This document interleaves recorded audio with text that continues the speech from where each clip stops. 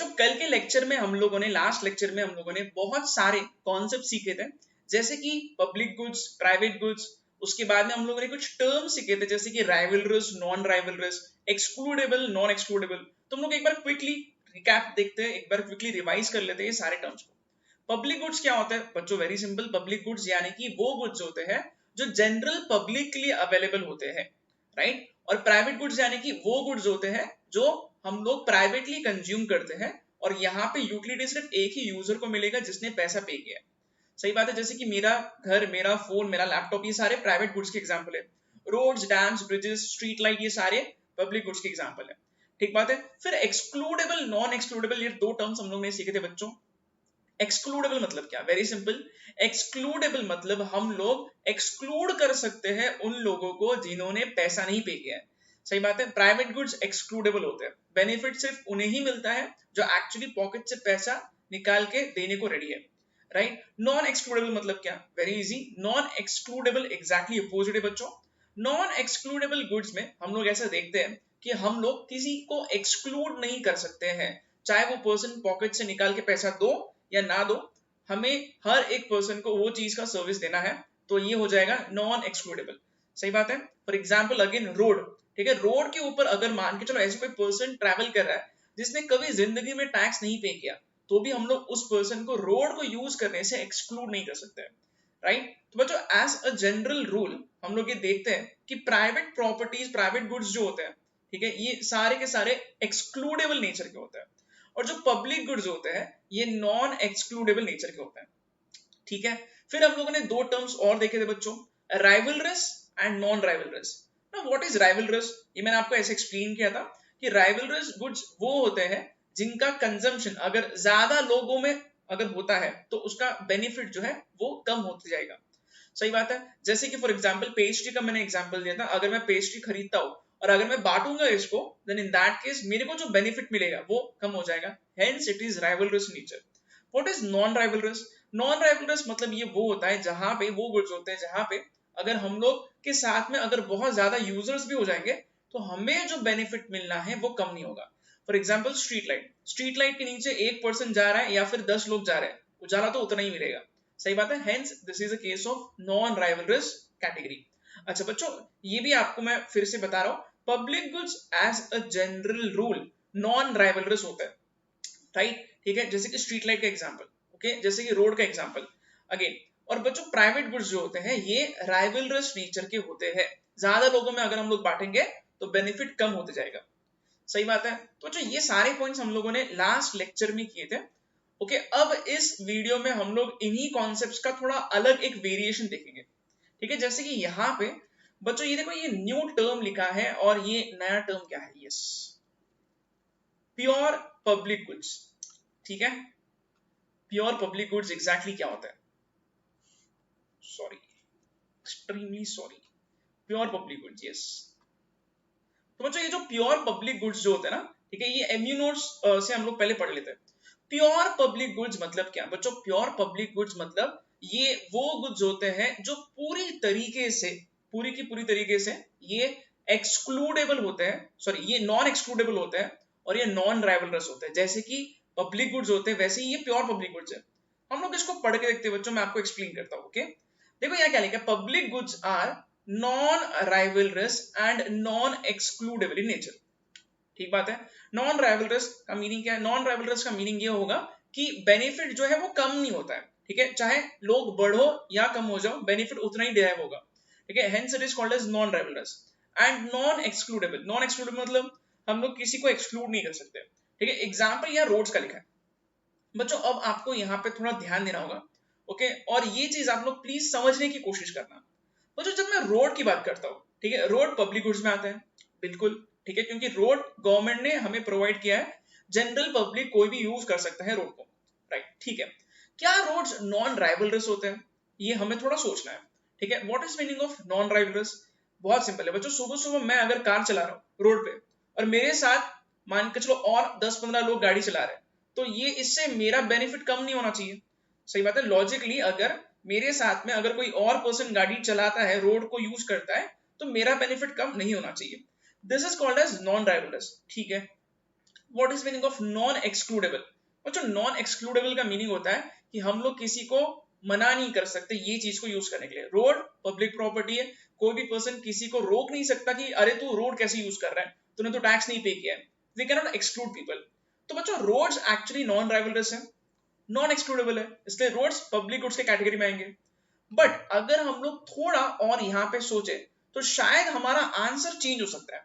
बच्चों देखो इंडिया का केस मैं आपको बताता हूँ, ठीक है। इंडिया में भी मैं आपको से मुंबई का केस बताता हूँ। बच्चों आपको ये पता होगा मुंबई में ट्रैफिक का कितना बड़ा प्रॉब्लम है, सही बात है। अच्छा अगर मुंबई के ट्रैफिक का प्रॉब्लम है तो उसका रीजन क्या है? उसका रीजन ये है कि रोड पे बहुत ज्यादा लोग जो है वो एक साथ रोड को यूज कर रहे हैं। बच्चों अब देखो यहाँ पे अगर मेरे साथ 2-3 लोग और रोड को यूज कर रहे हैं, मेरे को तकलीफ नहीं होगी क्योंकि मैं गाड़ी चला रहा हूँ, वो लोग भी गाड़ी चला रहे हैं, मेरे को उनसे कुछ ज्यादा फर्क नहीं पड़ेगा। बट अगर हम लोग ये बोले कि पब्लिक गुड्स को यूज करने के लिए नंबर ऑफ पीपल बहुत ज्यादा तेजी से बढ़ जाते हैं, जैसे कि अगेन मेट्रो सिटीज की हालत है, मुंबई की हालत है। बच्चों मुंबई के केस में क्या होता है? मुंबई के केस में जब ऑफिस आवर्स होते हैं सुबह सुबह या फिर से शाम के केस में जब ऑफिस छूट जाता है, देन इन दैट केस आप लोग देखोगे तो कितना ज्यादा ट्रैफिक जाम होता है।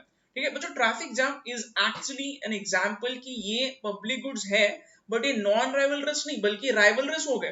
कैसे राइवलरस? देखो अभी अगर मैं आपको ये बोलूं कि मेरे साथ में अगर बहुत ज्यादा लोग एक साथ रोड को यूज कर रहे हैं तो इससे क्या होगा? इससे क्लियरली मेरे को कहीं पे भी पहुंचने में बहुत टाइम लगेगा, ठीक है, कंजेशन हो जाएगा।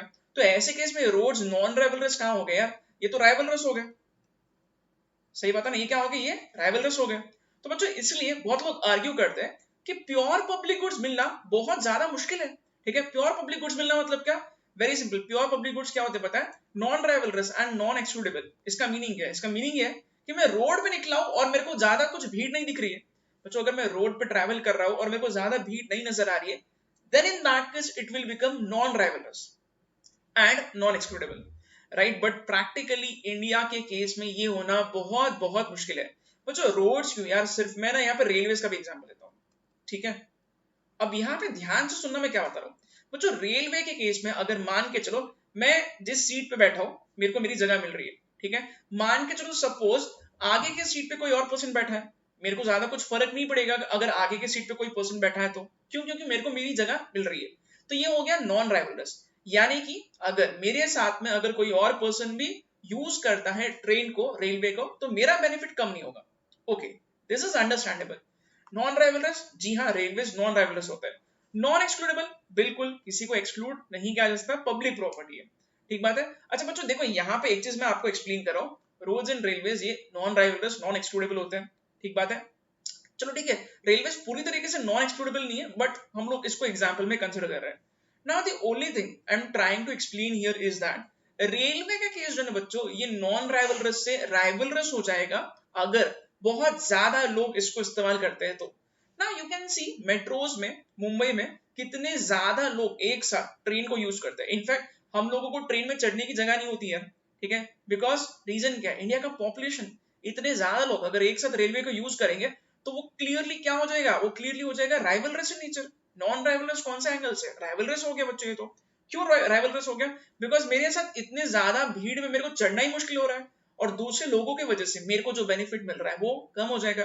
मेरे को सांस लेने की भी जगह नहीं है ट्रेन में, तो मैं क्या बोलूंगा? मैं बोलूंगा कि ये राइवलरस इन नेचर हो गया, सही बात है। So this is very interesting. यही यहाँ पे लिखा गया है कि प्योर पब्लिक गुड्स जो नॉन राइवलरस भी होते हैं, नॉन एक्सक्लूडेबल भी होते हैं, ये मिलना बहुत मुश्किल है। आप लोग इमेजिन कर सकते हो क्या कि कोई पर्सन इंडिया में ट्रेन में ट्रैवल कर रहा है और उसको फीलिंग आ रही है जैसे कि वो खुद की प्राइवेट ट्रेन में ट्रैवल कर रहा है? No this can never be the case. हाँ एक बार का ये हम लोग बोल सकते हैं कि डेवलप्ड नेशंस में हो सकता है। डेवलप्ड नेशंस में बच्चों ऐसा बिल्कुल हो सकता है कि कोई पर्सन ट्रेन में ट्रैवल कर रहा है और उसको ज्यादा भीड़ नजर नहीं आ रही है क्योंकि वहां का पॉपुलेशन कम है। But in India case finding non rivalrous as well as non excludable public goods is a bit difficult. हम लोग कहने का तो बोलेंगे रोड्स है, रेलवेज है, बट बच्चों ये प्योर पब्लिक गुड्स में नहीं फिट होता है, ठीक बात है। So this is all I was trying to explain. यहाँ लिखा है but practically such pure public goods do not exist और आर रेयर, बहुत रेयर है या फिर मिलेंगे नहीं आपको, ठीक बात है। अच्छा यहाँ पे बच्चों अब हम लोग पढ़ के इसको समझने की कोशिश करते हैं, ठीक है। The concept of pure public good is often criticized by many who point out that such goods are not in fact observable in real world. Reality में आपको मिलना बहुत मुश्किल है, ठीक है, तो इसलिए लोग क्रिटिसाइज करते हैं कि आप इसको सिर्फ थियोरी में रख रहे हो, प्रैक्टिकली तो हमें मिलता ही नहीं है ऐसा non rivalrous and non excludable, it's very difficult, right, ठीक है। अच्छा बच्चों, आपको कितने सारे एग्जांपल्स में दे सकता हूँ, देखो गवर्नमेंट स्कूल, ठीक है, government school non rivalries non excludable के कैटेगरी में कुछ हद तक आएगा, बट जैसे गवर्नमेंट के स्कूल में अगर स्टूडेंट्स बहुत ज्यादा हो जाएंगे तो कुछ भी समझ में नहीं आएगा। जो स्टूडेंट क्लास में बैठा है अगर 200-200 बच्चे हैं तो उसको क्या समझ में आएगा यार, तो ये नॉन राइवलरस नहीं ये राइवलरस हो जाएगा, ठीक है। That is what I am trying to explain you, ठीक है।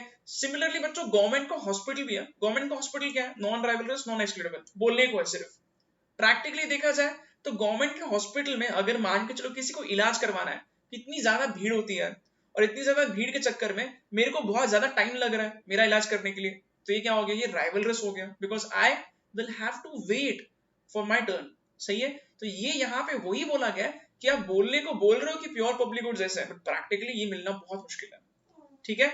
They argue that goods which perfectly satisfy non-rivalness and non-excludability are not easy to come across. बहुत आसान नहीं है ये goods मिलना, ठीक है। देखते बच्चों और यहाँ क्या लिखा है। For example, if the government provides law and order or medical care, government अगर लॉ एंड ऑर्डर प्रोवाइड कर रही है, ठीक है, जस्टिस के लिए हम लोग कहाँ जाते हैं, हम लोग कोर्ट के पास जाते हैं, कोर्ट अगेन नॉन राइवलरस और नॉन एक्सक्लूडेबल होना चाहिए, बट बच्चों इंडिया के केस में इट इज हाईली राइवलरस। आप लोग देख सकते हो कि कोर्ट में आपको नंबर लगाना है, आपका केस कितना टाइम लग जाएगा, ठीक है, तारीख पे तारीख, तारीख पे तारीख, तारीख पे तारीख, बट आपका नंबर नहीं आएगा, ठीक है। So this is actually the fact in India case, और इंडिया के केस में लॉ एंड ऑर्डर में भी बच्चों बहुत टाइम लगता है, ठीक है। Again medical care, medical care यानी कि गवर्नमेंट का hospital, again it is not non rivalries but it is rivalries in nature, क्योंकि बहुत ज्यादा मेरे को टाइम देना पड़ेगा तब जाके मेरा टर्न आएगा, right? The use of law courts or medical care by some individual subtracts the consumption of others if they need to wait. वही बोल रहा है, मतलब मेरा बेनिफिट कम हो जाएगा, subtract मतलब कम हो जाएगा बेसिकली, क्योंकि मेरे को रुकना पड़ रहा है, राइट। अच्छा और क्या लिखा है। अच्छा बच्चों डिफेंस, मैंने आपको ये एग्जाम्पल अगर नहीं बोला तो मैं ये भी बताता हूँ, डिफेंस क्या है, डिफेंस पब्लिक गुड्स में आएगा, सर्विसेज, ठीक है, गवर्नमेंट सर्विसेज देती है एक्चुअली, आर्मी नेवी एयरफोर्स, अपने देश में जो डिफेंस के सर्विसेज हमें दे रहे हैं सोल्जर्स हमारे, ये एक्चुअली नॉन राइवलरस और नॉन एक्सक्लूडेबल होता है, हर किसी को इसका फायदा मिलता है चाहे वो टैक्स भरो या ना भरो, और नॉन राइवलरस होता है डेफिनेटली, ठीक है, क्योंकि ये हर जगह इक्वली स्प्रेड होता है, बट इसमें भी आर्ग्यूमेंट है, क्या आर्ग्यूमेंट है ये देखो यहाँ लिखा है। As another example, we may take defense. If armies are mostly deployed in the northern borders, it may not result in the same amount of protection to the people in south. कितना सही बोला हुआ है, ठीक है बच्चों। देखो India के केस में हम लोगों को ये कभी महसूस नहीं होता है, क्योंकि इंडिया के सदर्न रीजन में श्रीलंका है, ठीक है, जिसने अभी तक इंडिया पे अटैक नहीं किया है, बट मान के चलो सपोज इंडिया का सारा आर्मी हम लोग जम्मू एंड कश्मीर साइड ही रखते हैं और हम लोग सदर्न रीजन में आर्मी को डिप्लॉय नहीं करते हैं, सदर्न रीजन से अगर अटैक होगा तो डेफिनेटली इसका रिस्क बढ़ सकता है।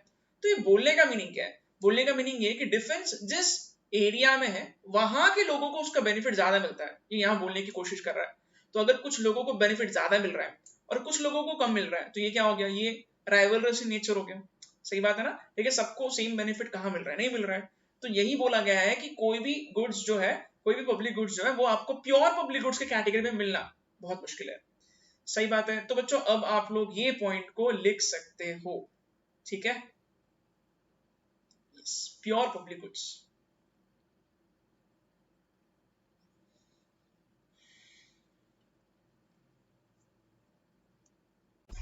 बच्चों प्योर पब्लिक गुड्स के बाद अब हम लोग जो नेक्स्ट पॉइंट सीखने वाले हैं ये है इम्प्योर पब्लिक गुड्स, राइट। तो बच्चों जब भी हम लोग प्योर पब्लिक गुड्स की बात करते हैं, ठीक है, या फिर हम लोग प्राइवेट गुड्स की बात करते हैं, तो जैसे कि मैंने आपको कल के लेक्चर में ये सारे पॉइंट्स बताए थे कि पब्लिक गुड्स जो होते हैं ये नॉर्मली क्या होते हैं, ये नॉर्मली नॉन राइवलरस होते हैं और नॉन एक्सक्लूडेबल होते हैं, यानी कि बेनिफिट कम नहीं होना चाहिए और सारे लोगों को ये फ्रीली मिलना चाहिए। तो ये पब्लिक गुड्स के जनरल कैरेक्टरिस्टिक फीचर्स है, राइट। और प्राइवेट गुड्स की बात अगर हम लोग करते हैं तो बच्चों प्राइवेट गुड्स राइवलरस नेचर के होते हैं, यानी कि ज्यादा लोग अगर एक साथ इस्तेमाल करेंगे तो जो बेनिफिट यूजर को मिलेगा ये कम होगा, और ये एक्सक्लूडेबल होते हैं, यानी कि सिर्फ उसी को फायदा मिलेगा जिसने पॉकेट से पैसा निकाल के दिया है। We can exclude everyone else from using those goods who has not paid the amount, right. तो जो ये है प्राइवेट गुड्स के फीचर्स। अब हम लोग जो कॉन्सेप्ट समझने वाले हैं ये है इम्प्योर पब्लिक गुड्स। ठीक है बच्चों, ये अगेन ये प्योर पब्लिक गुड्स नहीं है, ये इम्प्योर है। तो यहाँ पे एग्जैक्टली इम्प्योर का मीनिंग क्या होगा? वेरी सिंपल बच्चों, इम्प्योर पब्लिक गुड्स जो है ये थोड़े हाइब्रिड कैटेगरी के होते हैं।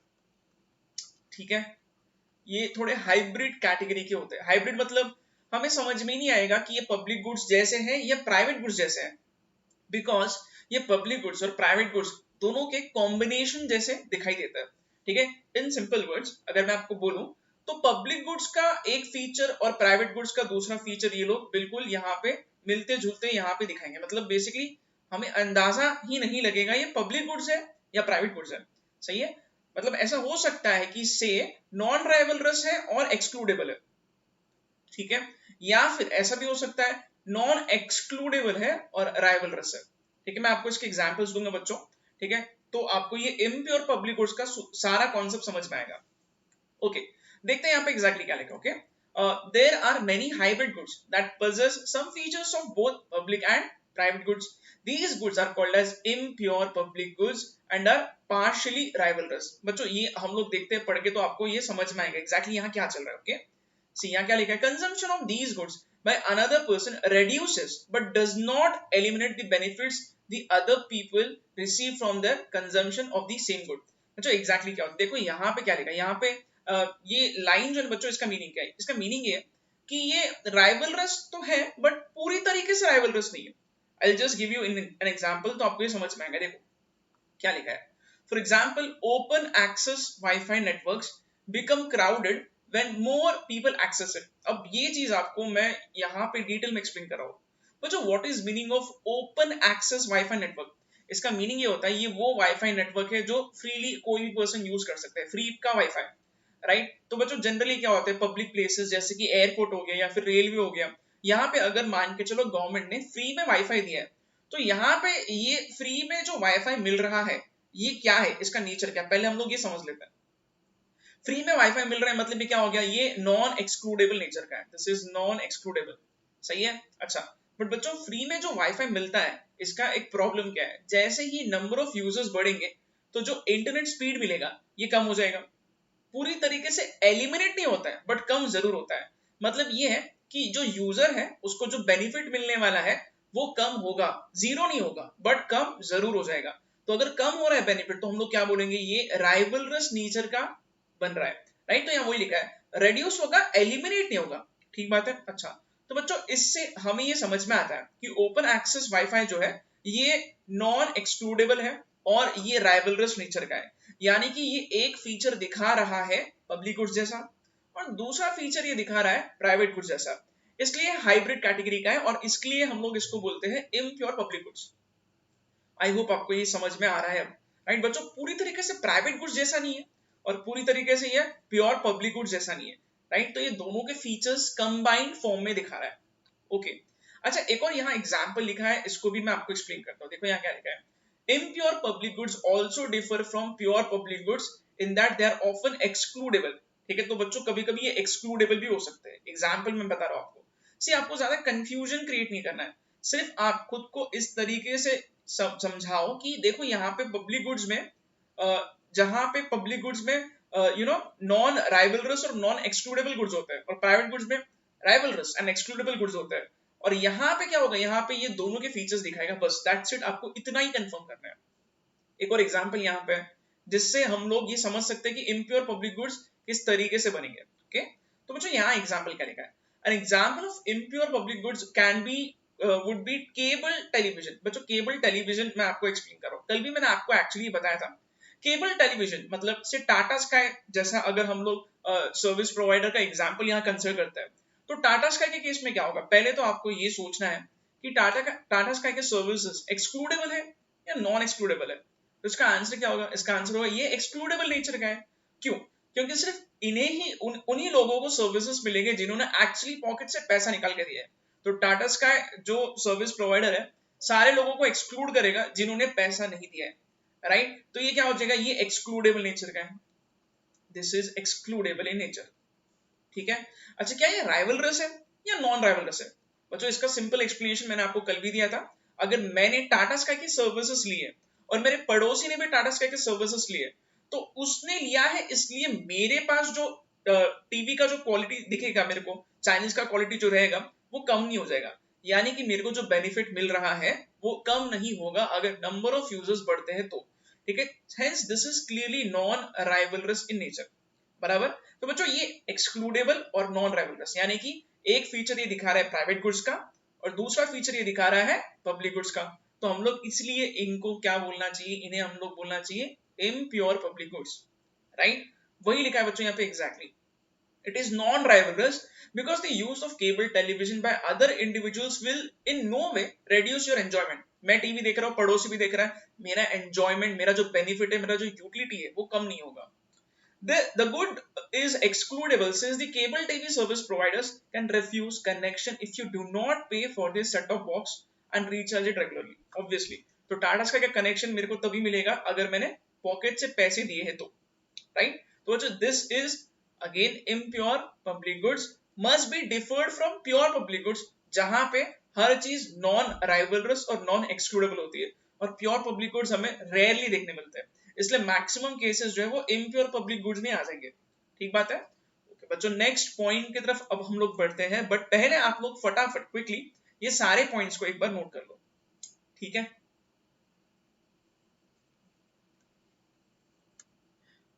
ओके बच्चों, अगर आपने ये सारे पॉइंट्स लिख लिए हैं तो अब इसी के दो टाइप्स और है इम्प्योर पब्लिक गुड्स के, ठीक है।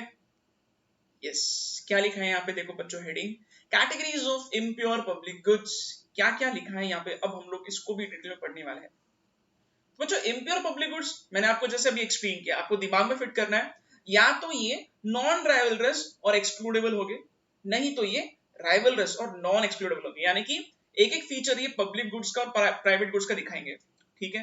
इसके दो कैटेगरीज बच्चों और मॉड्यूल में दिखाई दी है, तो यहाँ पे मैंने उसका चार्ट बनाया भी, ठीक है। तो देखते हैं एग्जैक्टली कि इसके दो कैटेगरीज कौन से। एक होते हैं क्लब गुड्स, ठीक है, जो यहाँ पे बचन ने बोला है, ठीक है, और दूसरा कैटेगरी यहाँ पे जो दिया है वो है variable use of public goods, right, Auckland and सैनमो ने बोला है, ठीक है। देखते बच्चों हम लोग, बहुत आसान है, ओके। तो क्लब गुड्स और variable use of public goods, जैसे दो कैटेगरीज हम लोगों ने इम्प्योर पब्लिक गुड्स के बनाए, एक एक करके देखते हैं, हम लोग समझने की कोशिश करते हैं। यहाँ पे सबसे फर्स्ट हम लोग समझेंगे क्लब गुड्स एग्जैक्टली क्या होता है। तो बच्चों क्लब गुड्स यहाँ पे एग्जाम्पल दिया, will just try to read this first, क्या लिखा देखो। Example of club goods are facilities such as swimming pools, fitness centres etc. बच्चों अब आपको मैं एक सिंपल एग्जाम्पल दे रहा हूँ, स्विमिंग पूल के फैसिलिटीज, फिटनेस सेंटर्स यानी कि जिम के फैसिलिटीज, ये सब क्लब गुड्स में आता है। क्लब गुड्स मतलब क्या, क्लब गुड्स मतलब ये वो गुड्स है जहां पे जो इक्विपमेंट है, जहां पे जो चीज है वो एक स्पेसिफिक कैटेगरी के लोग यूज कर सकते हैं, ठीक है। अब आप लोग ये चीज को समझने की कोशिश करना, ठीक है।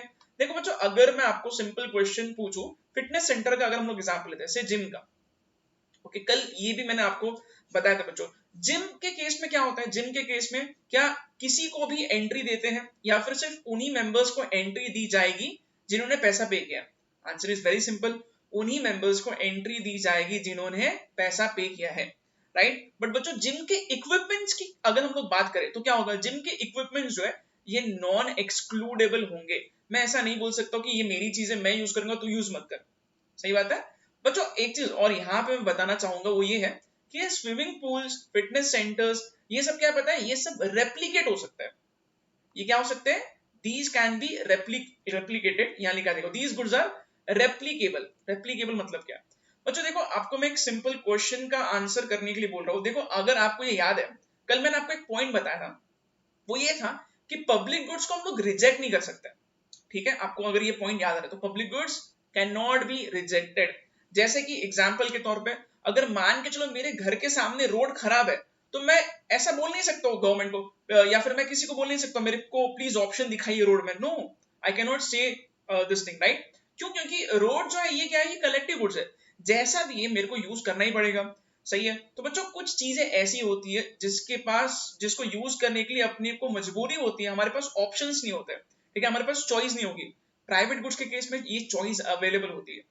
तो यहाँ क्या लिखा है देखो, ये वर्ड में आपको इसका मीनिंग बता रहा हूँ, ठीक है। Facilities such as swimming pools, fitness centres etc, these goods are replicable. Replicable मतलब क्या, रेप्लिकेबल मतलब हम लोग यहाँ पे अगर मान के चलो कोई पर्टिकुलर फिटनेस सेंटर मेरे को ज्वाइन नहीं करना है, तो मैं दूसरे फिटनेस सेंटर को ज्वाइन कर लूंगा। सही है, तो यहाँ लिखा देखो, who are therefore individuals who are excluded from one facility may get similar services from an equivalent provider। इसका मीनिंग क्या है, अगर एक जिम में मेरे को मेंबरशिप नहीं लेना है तो मैं दूसरे जिम की तरफ चला जाऊंगा। सही है, क्योंकि यहाँ पे फैसिलिटीज देने वाले बहुत ज्यादा लोग हैं, इधर कंपटीशन बहुत ज्यादा है, तो I can reject these goods. In simple words यहाँ पे मैं बता रहा हूँ, club goods can be rejected, can be rejected. सही बात है। तो बच्चों ये club goods again impure public goods के कैटेगरी में फिट होते हैं। ठीक बात है, तो ये चीज आपको दिमाग रखनी है, इन्हें हम लोग रिजेक्ट कर सकते हैं। अब आप लोग ये देखो, जो पब्लिक गुड्स होते हैं, ठीक है, ये हम लोग रिजेक्ट नहीं कर सकते, बट इम्प्योर पब्लिक गुड्स में क्लब गुड्स ये रिजेक्ट किए जा सकते हैं, बिकॉज ये रेप्लीकेट होते हैं। रेप्लीकेट होते हैं मतलब अगर एक के पास सर्विसेज आपको पसंद नहीं आ रहे, कोई बात नहीं, आप किसी और के पास चले जाओ। ठीक है, तो यहाँ पे ऑप्शंस अवेलेबल होते हैं। ठीक है, अच्छा बच्चों ये वाला बहुत इंटरेस्टिंग पॉइंट है, variable use of public goods. This is very interesting, variable use of public goods. ठीक है, ये variable use of public goods क्या होता है बच्चों, मैं आपको दो एग्जांपल से ये चीज एक्सप्लेन करता हूँ। ठीक है, एक तो पब्लिक गुड्स का मैं आपको एग्जांपल देता हूँ, और ये वेरिएबल यूज करके हम लोग इसको इम्प्योर कैसे बना रहे हैं, ध्यान से सुनना है आपको। Very very simple point this is. ठीक है, अच्छा पब्लिक गुड्स में एग्जांपल हो सकता है रोड का। ठीक है, ओके, तो बच्चों रोड्स जो है ना, ये नॉर्मली हम लोग देखते हैं तो रोड्स क्या है, रोड्स एक्सक्लूडेबल है या नॉन एक्सक्लूडेबल है। तो हम लोग नॉर्मली देखते हैं यार रोड्स को तो कोई भी यूज कर सकता है, ठीक है, इसमें कोई रेस्ट्रिक्शन तो नहीं होता है। सही बात है, बट बच्चों यहाँ पे इन्होंने ऐसा बोला है, ऑकलैंड एंड सैंडमो ने, कि रोड्स जैसे पब्लिक गुड्स को भी हम लोग यहाँ पे एक्सक्लूडेबल भी कर सकते हैं, नॉन एक्सक्लूडेबल भी कर सकते हैं। ठीक है, अब आप लोग इसको थोड़ा अच्छे से समझने की कोशिश करना। बच्चों देखो, अगर सपोज से फॉर एग्जांपल रोड्स का अगर मैं आपको एग्जांपल बोलूं, रोड्स इंडिया में नॉर्मली नॉन एक्सक्लूडेबल होते हैं। ठीक है, क्योंकि रोड पे कोई भी पर्सन अगर घूम रहा है तो यहाँ पे उसको कंट्रोल करना बहुत मुश्किल होगा। ठीक है, तो गवर्नमेंट जो है यहाँ पे ये नहीं पूछेगी कि आपने टैक्स भरा है क्या। ओके, तो जो पर्सन टैक्स नहीं भर रहा है वो भी रोड के सर्विसेज बिल्कुल यूज कर सकता है। सही बात है, तो इंडिया का केस क्या है, इंडिया में मैक्सिमम केसेस में हम लोग देखते हैं कि रोड्स के सर्विसेज नॉन एक्सक्लूडेबल होते हैं। We can not exclude people from using those goods, right? अच्छा बच्चों अब देखो यहाँ पे एक चीज मैं और बता रहा हूँ, क्योंकि नॉन एक्सक्लूडेबल है इसलिए क्या होगा, नॉन एक्सक्लूडेबल होने की वजह से ये फ्री हो गया, और फ्री होने के चक्कर में कोई भी यूज कर सकता है, क्योंकि कोई भी इसको यूज कर रहा है तो ये बिल्कुल इसका ज्यादा एक्स्ट्रा यूज हो सकता है। वी कैन सी कैसे मुंबई जैसे सिटी में ट्रैफिक जाम होता है, ये मैंने बच्चों आपको इसी लेक्चर में बताया, राइट। तो मुंबई में अगर आप लोग देखोगे तो पीक आवर्स जो होते हैं, मॉर्निंग आवर्स या फिर इवनिंग आवर्स जो होते हैं ना, ठीक है, जब ऑफिस छूट जाता है फिर ऑफिस जाने की लोगों को गड़बड़ होती है, तब आप सिर्फ रोड पे नजारा देखना चाहिए। इतने ज्यादा लोग होने के चक्कर में क्या हो जाएगा पता है, ये नॉन एक्सक्लूडेबल है, तो क्या होगा यहाँ पे मेरे को ऑफिस जाना है तो बहुत टाइम लग जाएगा, तो ये क्या हो जाएगा, ये राइवलरस हो गया। सही बात है, अब आप लोग देख सकते हो नॉन एक्सक्लूडेबल बट राइवलरस, तो ये क्या हो गया, ये हो गया है इम्प्योर पब्लिक गुड्स के जैसा।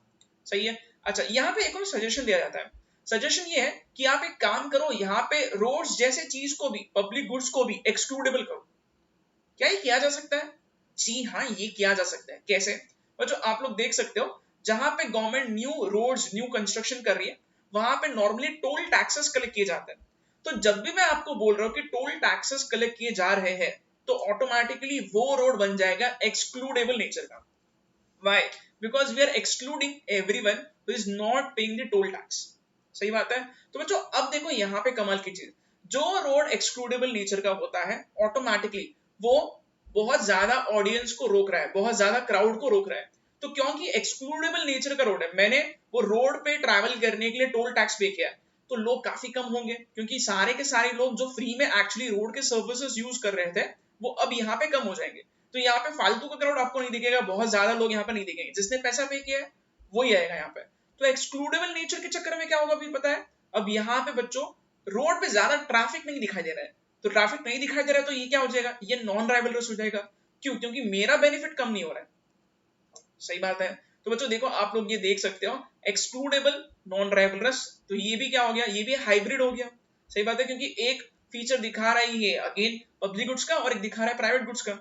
सही है, तो ये हो गया अगेन इम्प्योर। तो ये होगा variable use of public goods, यानी कि हम लोग अलग तरीके से पब्लिक गुड्स को भी ट्रीट कर सकते हैं। सो this is how government should do. ठीक है, अगर मान के चलो गवर्नमेंट को ये कैटेगरी लेना है तो ये भी ले सकते हैं, नहीं तो ये भी बिल्कुल चल सकता है। तो ये दोनों भी किस में आएंगे, इम्प्योर पब्लिक गुड्स में आएंगे। अब इसको पढ़ के देखते हैं। ओके, क्या लिखा है, variable use of public goods include facilities such as roads, bridges, etc. Once they are provided everybody can use it, हर कोई यूज कर सकता है। ठीक है, अच्छा, दे कैन बी एक्सक्लूडेबल और नॉन एक्सक्लूडेबल। एक्सक्लूडेबल मतलब गवर्नमेंट बोल रही है फ्री है, आओ यूज करो रोड को, ऐसा होगा तो फिर वो क्या हो जाएगा, फिर राइवलरस हो जाएगा, क्योंकि ट्रैफिक जाम हो जाएगा। नॉन एक्सक्लूडेबल, गवर्नमेंट बोल रही है नहीं नहीं, सिर्फ टोल टैक्सेस जिसने भरा है वही इसको यूज कर सकता है, तो क्या होगा, भीड़ कम हो जाएगी और ये नॉन राइवलरस हो जाएगा।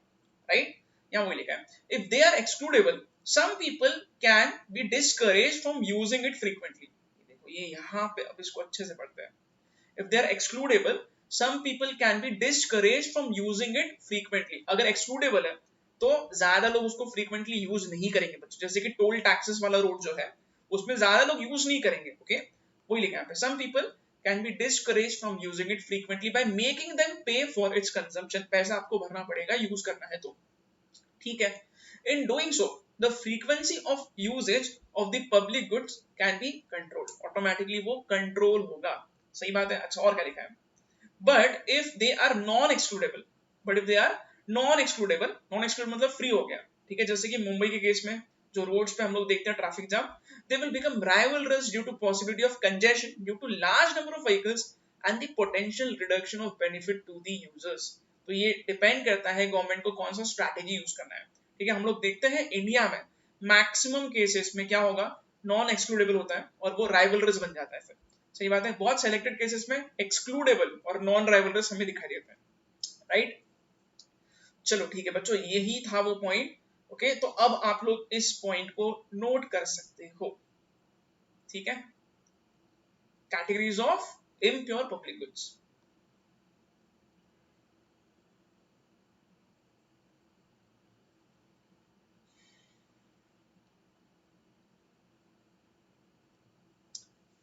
ओके, ठीक है बच्चों, अब हम लोग नेक्स्ट पॉइंट की तरफ बढ़ते हैं, देखते हैं, और बहुत सारे छोटे छोटे पॉइंट्स हैं यहाँ पे। ठीक है, तो हम लोग एक एक करके छोटे छोटे कॉन्सेप्ट्स को अब समझने की कोशिश करते हैं। राइट, ओके बच्चों, नेक्स्ट यहाँ पे जो कैटेगरी है वो है क्वाजी पब्लिक गुड्स।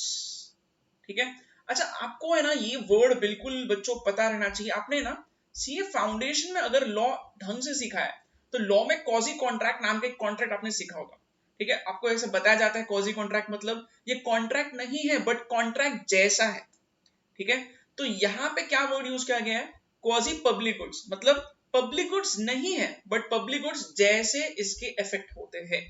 ठीक है, तो यहाँ पे मैं लिख रहा हूं not public goods, not public goods, public goods नहीं है ये, but have impact like that of public goods। ठीक बात है, तो ये पब्लिक गुड्स नहीं है बच्चों, बट इसका असर जो है, इसका कॉन्सिक्वेंस जो है वो पब्लिक गुड्स जैसे ही हमें नजर आएगा। सही बात है, तो बच्चों मैं आपको यहाँ पर सबसे पहले दो एग्जांपल्स देता हूँ और ये दो एग्जांपल्स के बाद में आपको ये चीज बहुत सही तरीके से समझ में आएगी। फिर से सुनना, क्वाजी पब्लिक गुड्स एक्चुअली क्या होता है पता है, quasi public goods private goods होता है, बट इसका जो असर है सोसाइटी पे जो होता है वो बहुत अच्छा असर होता है, इसलिए ये पब्लिक गुड्स जैसा इसका इंपैक्ट फील होगा। ठीक है प्राइवेट गुड्स बट हम लोग खुद यूज कर रहे हैं बट सोसाइटी को बेनिफिट मिल रहा है। प्लीज ध्यान से सुनना, प्राइवेट गुड्स होते हैं बट प्राइवेट गुड्स की वजह से यहाँ पे क्या हो रहा है, यहाँ पे सोसाइटी को बेनिफिट मिल रहा है, इसलिए हम लोग इसको क्वाजी पब्लिक गुड्स बोलते हैं। तो ऐसी भी कोई चीज हो सकती है क्या जो एक्चुअली मैंने खुद के लिए, खुद के फायदे के लिए यूज की थी बट बेनिफिट पूरे सोसाइटी को मिल रहा है? जी हाँ। अब देखो मैं आपको यहाँ दो एग्जांपल्स देता हूँ। सबसे फर्स्ट यहाँ पे ये एग्जांपल हम लोग पढ़ते हैं। For example, if one gets vaccination against infectious disease, it confers not only a private benefit to the individual but also an external benefit because it reduces the chances of getting infected of other persons who are in contact with him। कितना सही example है। तो जो मान के चलो suppose कोई contagious disease है, जैसे कि जो खांसने या फिर छींकने से फैलता है। ओके, कोरोना वायरस हम लोग यहाँ पे एग्जांपल में कंसिडर कर सकते हैं। ओके, तो जो मान के चलो सपोज कोरोना वायरस के अलावा भी बहुत सारी ऐसी बीमारियां हैं जो खांसने या छींकने से फैलती है। तो जो मान के चलो सपोज ऐसी कोई बीमारी है जो खांसने या छींकने से फैलती है और मेरे को वो बीमारी हो जाती है, मैं क्या करता हूँ, मैं तुरंत जाके उसकी दवाई ले लेता हूँ और मैं वैक्सीन लेने के बाद मैं ठीक हो जाता हूँ। बच्चों वैक्सीन का फायदा किसको मिलेगा? सिर्फ मेरे को तो मिलेगा ही मिलेगा, बट मेरे से वो चीज आगे फैलेगी नहीं, तो पूरे सोसाइटी को भी फायदा मिल रहा है। तो इसका मीनिंग क्या है? इसका मीनिंग ये है कि ये प्राइवेट गुड्स है, इसका बेनिफिट प्राइवेट बेनिफिट तो है ही है। ठीक है, प्राइवेट बेनिफिट तो बिल्कुल मिलेगा, मेरे को फायदा मिलेगा क्योंकि मेरी बीमारी ठीक हो रही है, प्लस मेरे वजह से अब ये बीमारी आगे नहीं फैलेगी, तो इसका फायदा सोसाइटी को भी मिलेगा, सोसाइटी को भी यहाँ पे इसका बेनिफिट मिलेगा। सही बात है। तो बच्चों ये हम लोग एक तरीके से बोल सकते हैं, ये मैंने आपको पॉजिटिव एक्सटर्नैलिटी में बताया था। So this can be the case of positive consumption externality. सही है, तो इसको हम लोग क्या बोलेंगे? इसको हम लोग बोलेंगे क्वाजी पब्लिक गुड्स। खुद को तो फायदा मिलेगा ही, सोसाइटी को भी फायदा मिलेगा। ठीक है, again another example could be, मैं मास्क पहन रहा हूं, तो मास्क पहनने से क्या होगा? मास्क पहनने से कोरोना वायरस मेरे को नहीं होगा या फिर होने के चांसेस कम हो जाएंगे। और सिर्फ इतना ही नहीं, मैं पूरे सोसाइटी को भी ये चीज पहले से रोक रहा हूं। मतलब बेसिकली मैं अगर मास्क पहनूंगा तो मैं प्रिकॉशंस ले रहा हूं, सिर्फ खुद के फायदे के लिए नहीं बल्कि सभी लोगों के फायदे के लिए होगा। सही बात है बच्चों। इसमें एक और एग्जांपल क्या हो सकता है? इसमें एक और एग्जांपल हो सकता है, मैं सीट बेल्ट पहन के गाड़ी चला रहा हूँ। सीट बेल्ट पहन के गाड़ी चलाने से आपको खुद को तो फायदा होगा, it is not just for your safety but also for the safety of people on road. सही बात है। तो रोड पे जो भी अगर गाड़ी चला रहा है, तो मैं अगर सेफ्टी बेल्ट पहनता हूं तो इससे क्या होगा? इससे अगेन एक्सीडेंट के केस में मैं एक फ्लाइंग ऑब्जेक्ट की तरह किसी के भी बॉडी पे नहीं जाऊंगा। ये हो सकता है बच्चों डेफिनेटली, क्योंकि एक्सीडेंट के केस में क्या होगा? अगर आप सीट बेल्ट नहीं पहनोगे तो ऐसा हो सकता है कि आप कहीं पे भी आपकी बॉडी जा रही है और किसी और के आप रास्ते में आ रहे हो, तो ये आपको खुद को भी बेनिफिट पहुंचाएगा, सोसाइटी को भी बेनिफिट मिलेगा। मैंने काफी एग्जांपल्स अभी यहाँ पे बोले। सही है, तो ये कॉजी पब्लिक गुड्स है बच्चों। कॉजी पब्लिक गुड्स क्यों? बिकॉज बेनिफिट ये पब्लिक गुड्स जैसे दिखा रहा है, बट मेन यहाँ पे कैटेगरी इसका क्या है? ये प्राइवेट गुड्स है, बेनिफिट पब्लिक गुड्स जैसा है, इसलिए quasi public goods, public goods जैसा नजर आ रहा है। ठीक है, अच्छा बच्चों एक और एग्जांपल मैं यहाँ दूंगा आपको जिससे ये चीज और क्लियर होगी। ठीक है, एक और एग्जांपल क्या हो सकता है बच्चों? अगर मैं आपको एक क्वेश्चन पूछूं कि आप सीए क्यों बन रहे हो यार, आप सीए क्यों पढ़ रहे हो, सीए की पढ़ाई क्यों कर रहे हो, ठीक है, क्यों देख रहे हो ये वीडियोस, ठीक है, तो इसमें आपका खुद का एक क्लियरली एक बेनिफिट छुपा हुआ है। तो जो भी स्टूडेंट ये लेक्चर देखेगा तो वो सोचेगा सर मैं सीए क्यों बन रहा हूँ, मतलब क्या सर, मेरे को करियर मेरा खुद का सेट करने का है, इसलिए मैंने 10th के बाद में पहले ही सोच लिया था कि मेरे को सीए बनना है।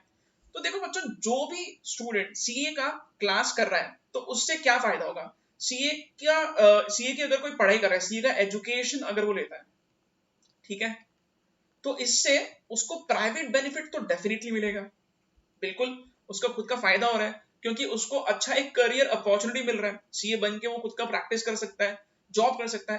There can be number of good opportunities after becoming a chartered accountant, तभी तो आप लोग कर रहे हो ऑफ कोर्स। तो बच्चों सीए जो है अगर कोई स्टूडेंट कर रहा है तो इसमें प्राइवेट बेनिफिट क्लियरली छुपा हुआ है, that is the main reason कोई सीए कर रहा है। अच्छा, बट बच्चों ये सीए बन गया कोई स्टूडेंट तो इससे फायदा किसको होगा? इससे फायदा सोसाइटी को भी होगा। क्यों? क्योंकि जो सीए होता है उसको टैक्स का नॉलेज होता है, और टैक्स के नॉलेज की वजह से वो अपना ज्ञान लोगों को बांटेगा, और ज्ञान लोगों को बांटने की वजह से सोसाइटी को भी इसका डेफिनेट बेनिफिट होगा। टैक्स जो है वो ये सही तरीके से लोगों को भरने के लिए बोलेगा, गवर्नमेंट को फायदा होगा, इन जनरल पूरे कंट्री का फायदा हो सकता है, अकाउंटिंग के प्रैक्टिस से प्रमोट कर सकता है। तो बेसिकली बोलने का मीनिंग क्या है? इसका इम्पैक्ट सोसाइटी पे भी होगा। सही बात है, ये खुद का ज्ञान अपने फ्रेंड्स को दे सकता है, सोसाइटी को भी इसका फायदा करवा सकता है। इनफैक्ट प्लीज आप लोग ये भी समझना कि जो सीए होता है ना बच्चों, जरूरी थोड़ी ना है कि सिर्फ फीस लेके अपना ज्ञान बांटे। ठीक है, मान के चलो सपोज मेरे पास कोई आता है और बोलता है मेरे को कि प्लीज मेरे को बताओ कि सीए में क्या क्या अपॉर्चुनिटीज है, और मैंने ऐसे ही उसको फ्री में बता दिया, तो मेरे वजह से उसको तो फायदा हो गया। तो ये ही चीज मैं आपको बताने की कोशिश कर रहा हूं, सिर्फ प्राइवेट बेनिफिट है ऐसा नहीं है, सोसाइटी को भी एक जनरल बेनिफिट मिलता है, तो ये क्वाजी पब्लिक गुड्स जैसा होता है। इनफैक्ट एजुकेशन इसी कैटेगरी में फिट होता है। ठीक है, तो यहाँ लिखा है देखो बच्चों, the quasi public goods or services are also called as near public good। near public good मतलब नहीं है ये public good, but public good के बहुत नजदीक है, उसके जैसा ही दिखाई दे रहा है, उसका असर वैसा हो रहा है, इसलिए। एग्जाम्पल एजुकेशन, हेल्थ सर्विसेज, ये दोनों भी मैंने आपको भी बताया। हेल्थ सर्विसेज में मैंने ये वैक्सीन वाला एग्जाम्पल दिया, एजुकेशन में मैंने ये सी वाला एग्जाम्पल दिया। तो बच्चों ये अगेन सारे के सारे ये क्वालिटीज प्राइवेट गुड्स के होते हैं और ये बेनिफिट देते हैं पब्लिक गुड्स जैसा, इसलिए हम लोग इसको क्वाजी पब्लिक गुड्स बोलते हैं, राइट। ठीक है, तो बच्चों अब आप लोग ये क्वाजी पब्लिक गुड्स वाला पॉइंट लिख सकते हो। ठीक है, यस।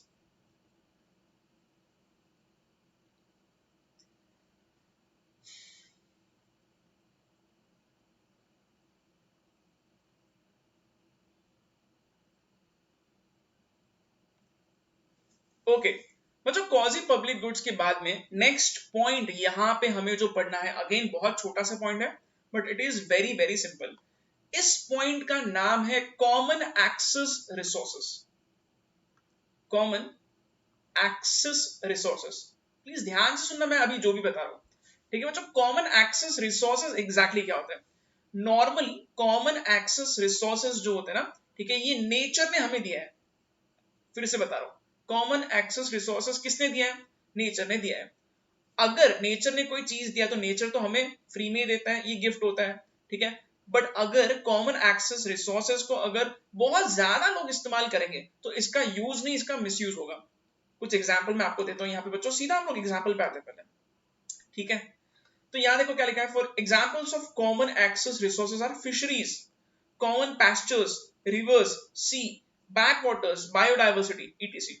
बच्चों ये सारे एग्जांपल्स किसके हैं? ये सारे एग्जांपल्स नेचर के ही तो है, ठीक है। फिशरीज का एक मैं आपको एग्जांपल देता हूं बच्चों। मान के चलो सपोज कोई एरिया में फिशेस बहुत ज्यादा है, ठीक है। तो क्या होता है, क्योंकि फिशेस बहुत ज्यादा है तो कुछ लोग, कुछ मछुआरे वहां जाके फिशिंग का काम करते हैं। तो क्या होगा, अगर मान के चलो बहुत ज्यादा लोग फिशिंग करेंगे तो क्या होगा, मरीन लाइफ डेंजर में आ सकती है। तो यही चीज बोली जा रही है, कॉमन एक्सेस रिसोर्सेज का प्रॉब्लम क्या होता है, जब बहुत ज्यादा लोग उसको यूज करना चालू करेंगे तो एक्चुअली इसका निगेटिव इंपैक्ट होता है। बहुत ज्यादा लोग अगर फिशिंग करेंगे तो बचेगी ही नहीं मरीन लाइफ कुछ। अगर एक ही दिन में सारे मछलियों को अगर मार देंगे तो ऑटोमेटिकली मरीन लाइफ क्या खाक बचेगी फिर? सही है। So this is again the problem. Problem क्या है कॉमन एक्सेस रिसोर्सेज का? वो जो कॉमन एक्सेस रिसोर्सेज में प्रॉब्लम होता है जिसको हम लोग बोलते हैं ट्रेजेडी ऑफ कॉमन्स, ठीक है। ट्रेजेडी ऑफ कॉमन्स क्या होता है? दिस इज वेरी सिंपल बच्चों। आप लोगों ने वो स्टोरी सुनी होगी यार, अकबर बीरबल की, ठीक है। स्टोरी में ऐसा होता है कि बीरबल, सॉरी यस, अकबर जो राजा रहता है, ठीक है, इसके दिमाग में एक आइडिया आता है और ये अपने आइडिया को किस तरीके से इंप्लीमेंट करता है। ये बोलता है कि हम लोग एक काम करेंगे, पूरे विलेज को दूध से नहला देंगे, ठीक है, दूध से साफ करेंगे ताकि पूरा विलेज जो है वो सही तरीके से एकदम क्लीन हो जाए। तो सारे के सारे गांव के लोगों को बोलता है, ठीक है, Akbar was the of course the king. तो ये सारे के सारे गांव के लोगों को इकट्ठा करता है और बोलता है कि एक काम करना, सारे लोगों ने एक एक लोटा दूध जो है वो कुएं में डाल दो, रात भर में कुआं भर जाना चाहिए, अगले दिन हम लोग यही दूध को यूज करेंगे और पूरे विलेज को क्लीन करेंगे। ना व्हाट इज द प्रॉब्लम, अगले दिन अकबर देखते हैं कि वहां पे कुएं में बिल्कुल भी दूध किसी ने डाला ही नहीं है। क्यों नहीं डाला है? बिकॉज हर एक पर्सन ने ऐसा सोचा, यार मैं नहीं करूंगा तो क्या हो जाएगा, कोई और कर लेगा, सिर्फ मेरे एक मेरे अकेले के वजह से यहाँ पे कितना इंपैक्ट हो जाएगा। बट अगर हर एक पर्सन अगर ऐसा सोचना चालू करता है तो ऑटोमेटिकली इसका निगेटिव इंपैक्ट हमें देखने मिलता है। Exactly same thing is the case for common access resources. Common access resources में प्रॉब्लम क्या है, सारे लोग मिसयूज कर रहे हैं, ठीक है। और अगर मान के चलो सपोज सारे के सारे लोगों का सोचना ये है कि मैं क्यों करूं, क्योंकि मेरे अकेले की वजह से क्या इंपैक्ट हो जाएगा, तो फिर सच में इसका कलेक्टिव इंपैक्ट बहुत निगेटिव होता है। और यही हम लोग देख रहे हैं आज हमारे साथ ऐसे ही हो रहा है। मतलब बेसिकली कॉमन एक्सेस रिसोर्सेज के प्रॉब्लम्स हमारे सामने बच्चों, ठीक है। ये भी देखो यहाँ पे क्या लिखा है, कॉमन पैस्चर्स। पैस्चर्स मतलब जो भी हरियाली होती है जो ग्रेजिंग के लिए, जानवरों के लिए यूज की जाती है, अगर सारे के सारे फार्मर्स बहुत ज्यादा एक्सेसिव ग्रेजिंग करवाएंगे तो अगेन घास जो है वो बहुत जल्दी खत्म हो जाएगी। रिवर्स हो गया, सी हो गया, सारे लोग अगर इसको मिसयूज करेंगे ये सोच के कि यार अरे यार ये तो फ्री है, तो प्रॉब्लम बिल्कुल आ सकता है, ठीक है। बैक वाटर्स, बायोडाइवर्सिटी, सब कुछ यहाँ वही लिखा है बच्चों। This is actually the problem. और इसको हम लोग क्या बोलते हैं, इसको हम लोग बोलते हैं tragedy of common. Tragedy of Commons मतलब क्या? ट्रेजेडी ऑफ कॉमन्स मतलब मैं क्यों करूं, मैं दूसरे के लिए वेट करूंगा, अगर दूसरे ने किया तो मैं करूंगा। सही है, हर जगह होता है ट्रेजेडी ऑफ कॉमन्स। इनफैक्ट आप ट्रैफिक सिग्नल पर भी देखोगे तो आपको ये समझ में आएगा, ठीक है। अगर मान चलो रेड सिग्नल है तो भी लोग जाते हैं उसको तोड़ते हैं, क्यों? क्योंकि सब सब लोग क्या सोचते हैं, यार मैं अकेला क्यों रुकूं रेड सिग्नल पे, मेरा आगे वाला जा रहा है मैं भी जाऊंगा, ठीक है। तो बच्चों बेसिकली ऐसा नहीं होना चाहिए ना, ठीक है। गलती तो गलती होती है, तो ये चीज अगेन यहाँ पे नहीं होती है इंडिया में। तो इस चक्कर में हम लोग देखते हैं कि ये ट्रेजेडी ऑफ कॉमन्स बहुत कॉमन चीज है, ठीक है। अच्छा अब इसको पढ़ लेते हैं बच्चों, फर्स्ट लाइन क्या लिखा है, कॉमन एक्सेस रिसोर्सेज और common pool resources are special class of impure public goods which are non excludable, ठीक है, नॉन एक्सक्लूडेबल क्यों? क्योंकि कोई भी यूज कर सकता है। As people can not be excluded from using them, these are rival in nature and their consumption lessens the benefits available for others। definitely rival in nature होगा, क्योंकि अगर बहुत ज्यादा लोग यूज करेंगे तो अगेन बेनिफिट कम होते जाएगा। सही बात है, ठीक है। रिवर, रिवर पूरी खुली है, कोई भी आके वहां पे मान के चलो उसको गंदा कर रहा है तो मेरे लिए बेनिफिट कम हो जाएगा। सही बात है, तो यहाँ वही लिखा है बच्चों, they are generally available free of charge. तो एग्जैक्टली इसके साथ ट्रेजेडी ऑफ कॉमन होता है और ये सारे इसके एग्जाम्पल्स भी है।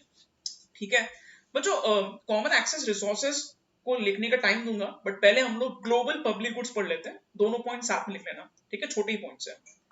ओके, नेक्स्ट पॉइंट की तरफ अब हम लोग बढ़ते हैं।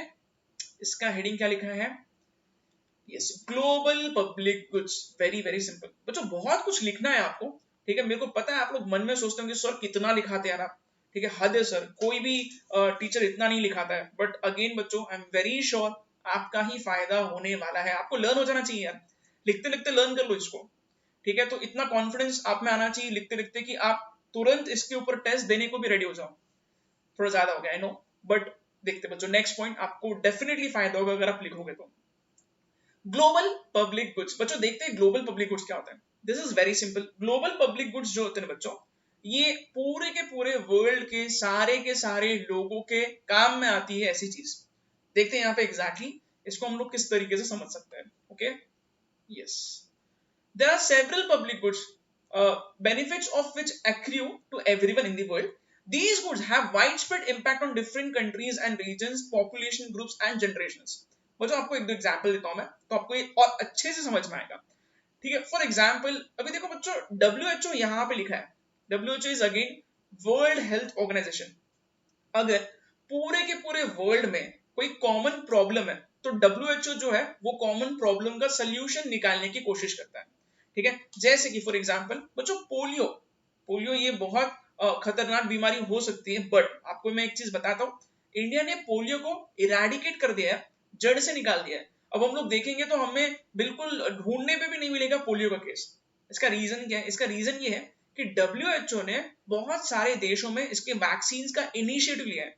सही है, तो पोलियो का जो डोज होता है 2 बूंद जिंदगी की, अमिताभ बच्चन का इतना आता है, तो WHO ने इसको ग्लोबल पब्लिक गुड्स की कैटेगरी में लाके सारे के सारे डेवलप नेशंस सभी को, ह्यूमैनिटी को हेल्प करने की कोशिश की है। तो ये कोई एक स्पेसिफिक कंट्री के लिए नहीं है, सारे देशों के लिए, पूरे ग्लोब के लिए, राइट। तो यहाँ वही लिखा है, WHO classifies them into two categories, namely final public goods। Final public goods में क्या आएगा, जिसको हम लोग आउटकम भी बोलते हैं। यहाँ लिखा है देखो बच्चों, इरेडिकेशन ऑफ पोलियो, ठीक है। यानी कि ये वैक्सीन अगर मान के चलो बनती है कोई बीमारी की, और ये वैक्सीन को आसानी से हर देश को अवेलेबल करके दिया जाता है, तो ये बन जाएंगे ग्लोबल पब्लिक गुड्स, ठीक है बच्चों। सेम इज विद अगेन, हर बीमारी के लिए यही होता है। ओके, कोरोना का भी अगर वैक्सीन है तो अगेन यहाँ पे WHO जो है वो उसको भी प्रमोट करेगी, और प्रमोट करने की वजह से क्या होगा, ग्लोबल पब्लिक गुड्स के कैटेगरी में वो भी आएगा। सही बात है। अच्छा बच्चों, इतना ही नहीं, अगर सपोज कोई नई बीमारी आती है, जैसे कि again corona virus the recent case, okay, तो नई बीमारी आने पे उसके इंस्ट्रक्शंस दिए जाने चाहिए कि ये बीमारी कैसे फैलती है, क्या प्रिकॉशंस लेना चाहिए। कोरोना वायरस कोविड-19 के लिए भी ऐसे ही कुछ हुआ था। WHO ने गाइडलाइंस बनाए कि आपको कैसे प्रिकॉशंस लेना है, कैसे सैनिटाइजर का इस्तेमाल करना है, कैसे मास्क पहनना है, कैसे सोशल डिस्टेंसिंग करना है। ये सारी चीजें जो है इसमें आती है। देखो यहाँ लिखा है, intermediate public goods which contribute to provision of final public goods। ठीक है, मतलब वैक्सीन के पहले ये आएगा। वैक्सीन तो ठीक है, कोई भी चीज की बाद में बनती है, बट पहले प्रिकॉशंस आते हैं। सही, तो यहाँ वही लिखा है बच्चों। यहाँ क्या लिखा है देखो, international health regulations aimed at stopping the cross border movement of communicable diseases and thus reducing cross border health risk. इसका मीनिंग क्या है?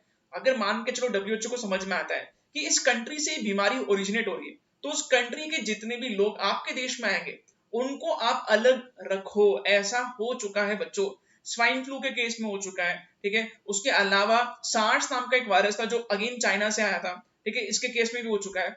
अगेन कोविड-19 के केस में भी WHO ने गाइडलाइंस बनाए थे कि आप इंटरनेशनल बॉर्डर्स को सील कीजिए, क्योंकि ये बीमारी छूने से फैलती है।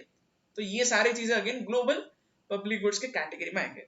सही है, तो बच्चों यहाँ वही लिखा है, these are goods whose impact are indivisibly spread throughout the entire globe. सारे के सारे ह्यूमैनिटी पे इसका इंपैक्ट होगा, ठीक है।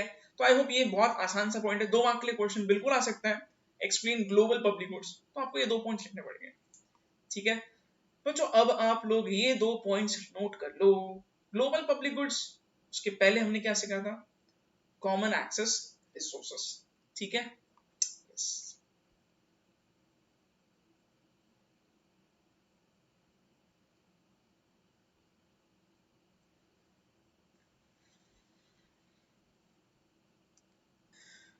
ओके बच्चों, नेक्स्ट जो पॉइंट यहाँ पे है, एक्चुअली मैंने इसके बारे में आपको पिछले लेक्चर में भी थोड़ा बहुत बताया था बच्चों। फ्री राइडर प्रॉब्लम, एक्चुअली बहुत कुछ बता दिया था। एग्जाम्पल अगर आपको याद आ रहा है फ्री राइडर प्रॉब्लम का, फिर से मैं बता देता हूँ। What is free rider problem? Free rider problem में लोग जो है वो पैसा नहीं पे कर रहे हैं वो चीज के लिए, क्योंकि इन्हें लगता है कि यार ये चीज तो मेरे को फ्री में वैसे भी मिल जाएगी, तो मैं क्यों पॉकेट से पैसा निकाल के पे करूं। ठीक है, तो ये टेंडेंसी अगर लोगों की होती है, then we can say that market is failing because of free rider problem. ठीक है, मैंने आपको एक एग्जांपल दिया था बच्चों, जैसे कि सेम कोई प्रोजेक्ट है, स्कूल का प्रोजेक्ट है, जहां पे स्कूल के प्रोजेक्ट में 4 लोगों का टीम बना हुआ है। ठीक है, तो 4 लोगों का एक टीम बना हुआ है। इसमें से क्या होता है, इसमें से मान के चलो सिर्फ 3 लोग ही मेहनत कर रहे हैं वो प्रोजेक्ट पे, और एक पर्सन घर पे बैठ के आराम कर रहा है। ठीक है, तो एक्चुअली बनाया है 3 लोगों ने, बट क्रेडिट मिल रहा है 4 लोगों को। तो यहाँ पे हम लोग बोलेंगे कि वो जो चौथा पर्सन है जिसने कुछ भी मेहनत नहीं की है, that is actually free rider. ठीक है, तो वो पर्सन फ्री राइड कर रहा है। फ्री राइड कर रहा है मतलब बेसिकली उसका तो काम फ्री में हो गया, बगैर मेहनत किए उसको क्रेडिट मिल रहा है। ठीक है, so this is actually the problem. क्या होगा फ्री राइडर प्रॉब्लम अगर कंटिन्यूअसली होगा तो? बच्चों, फ्री राइडर प्रॉब्लम अगर कंटिन्यूअस बेसिस पे होता है तो कोई भी टीम का मेंबर यही सोचेगा कि यार मैं क्यों मेहनत करूं। ठीक है, क्योंकि बगैर मेहनत किए भी ये काम किया जा सकता है। हर कोई ऐसा सोचेगा तो फिर अगेन डेफिनेटली फिर प्रोजेक्ट बनेगा ही नहीं। और यहाँ पे अगेन फ्री राइडर प्रॉब्लम अगर इकोनॉमी में होगा तो मार्केट फेल हो जाएगा। एक और एग्जांपल मैं आपको देता हूँ बच्चों, और ये एग्जांपल देखना ये प्रैक्टिकली कितने बार होता है। ठीक है, बहुत बार मैं खुद देखता हूँ ये एग्जांपल, प्रैक्टिकली लोग ऐसा करते हैं। ठीक है, फॉर एग्जांपल बच्चों से कोई सॉफ्टवेयर है, सपोज कोई सॉफ्टवेयर है। ठीक है, अभी the problem in case of software is that कि बहुत सारे सॉफ्टवेयर जो बहुत पॉपुलर सॉफ्टवेयर भी है ना बच्चों, ठीक है, इनका क्रैक वर्जन आता है। You know what is crack version? Crack version मतलब बेसिकली ये फ्री में मिल जाता है।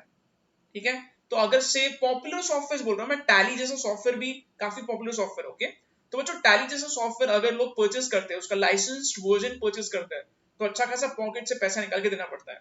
इनके क्रैक वर्जन भी मार्केट में मिलते हैं। क्रैक वर्जन क्या होते हैं? क्रैक वर्जन मतलब बेसिकली आप इसको जुगाड़ समझ लो। और अगर मान के चलो सपोज किसी के पास टैली का क्रैक वर्जन है, तो क्या करेगा वो पर्सन? टैली का ओरिजिनल लाइसेंस परचेज ही नहीं करेगा। क्यों नहीं करेगा? पॉकेट में पैसा नहीं है? ऐसा नहीं है। कोई भी पर्सन क्या सोचेगा, जब ये चीज मेरे को फ्री में मिल सकती है तो मैं क्यों इसका पैसा दूं। That is actually free rider problem. अब बच्चों आप लोग थोड़ा इमेजिन करना, सारे के सारे लोग टैली का लाइसेंस्ड वर्जन परचेज नहीं करते, सारे लोग क्रैक वर्जन ही परचेज कर रहे हैं, तो क्या होगा? तो फिर टैली जैसे कंपनी सर्वाइव कैसे करेंगे? ठीक है, तो यहाँ पे मार्केट फेल होगा, फिर आपको सर्विस वैसे मिलेगी ही नहीं। तो इससे क्या होगा पता है? प्राइवेट प्लेयर जो ये सर्विसेज दे रहा था वो मार्केट से एग्जिट हो जाएगा। क्यों? क्योंकि सारे के सारे लोग फ्री में देख रहे हैं। ठीक है, same is with Netflix. Okay बच्चों, नेटफ्लिक्स मान के चलो से किसी ने नेटफ्लिक्स का सब्सक्रिप्शन लिया है और वो अपने 4 दोस्तों को पासवर्ड शेयर कर रहा है और वो भी अपने घर में वो चीज को देख रहे हैं, तो इससे क्या होगा? अगेन फ्री राइडर प्रॉब्लम आ रहा है। तो बेसिकली नेटफ्लिक्स को जहां पे 4 लोगों से पैसा मिलना चाहिए था, अब एक ही पर्सन से पैसा मिल रहा है।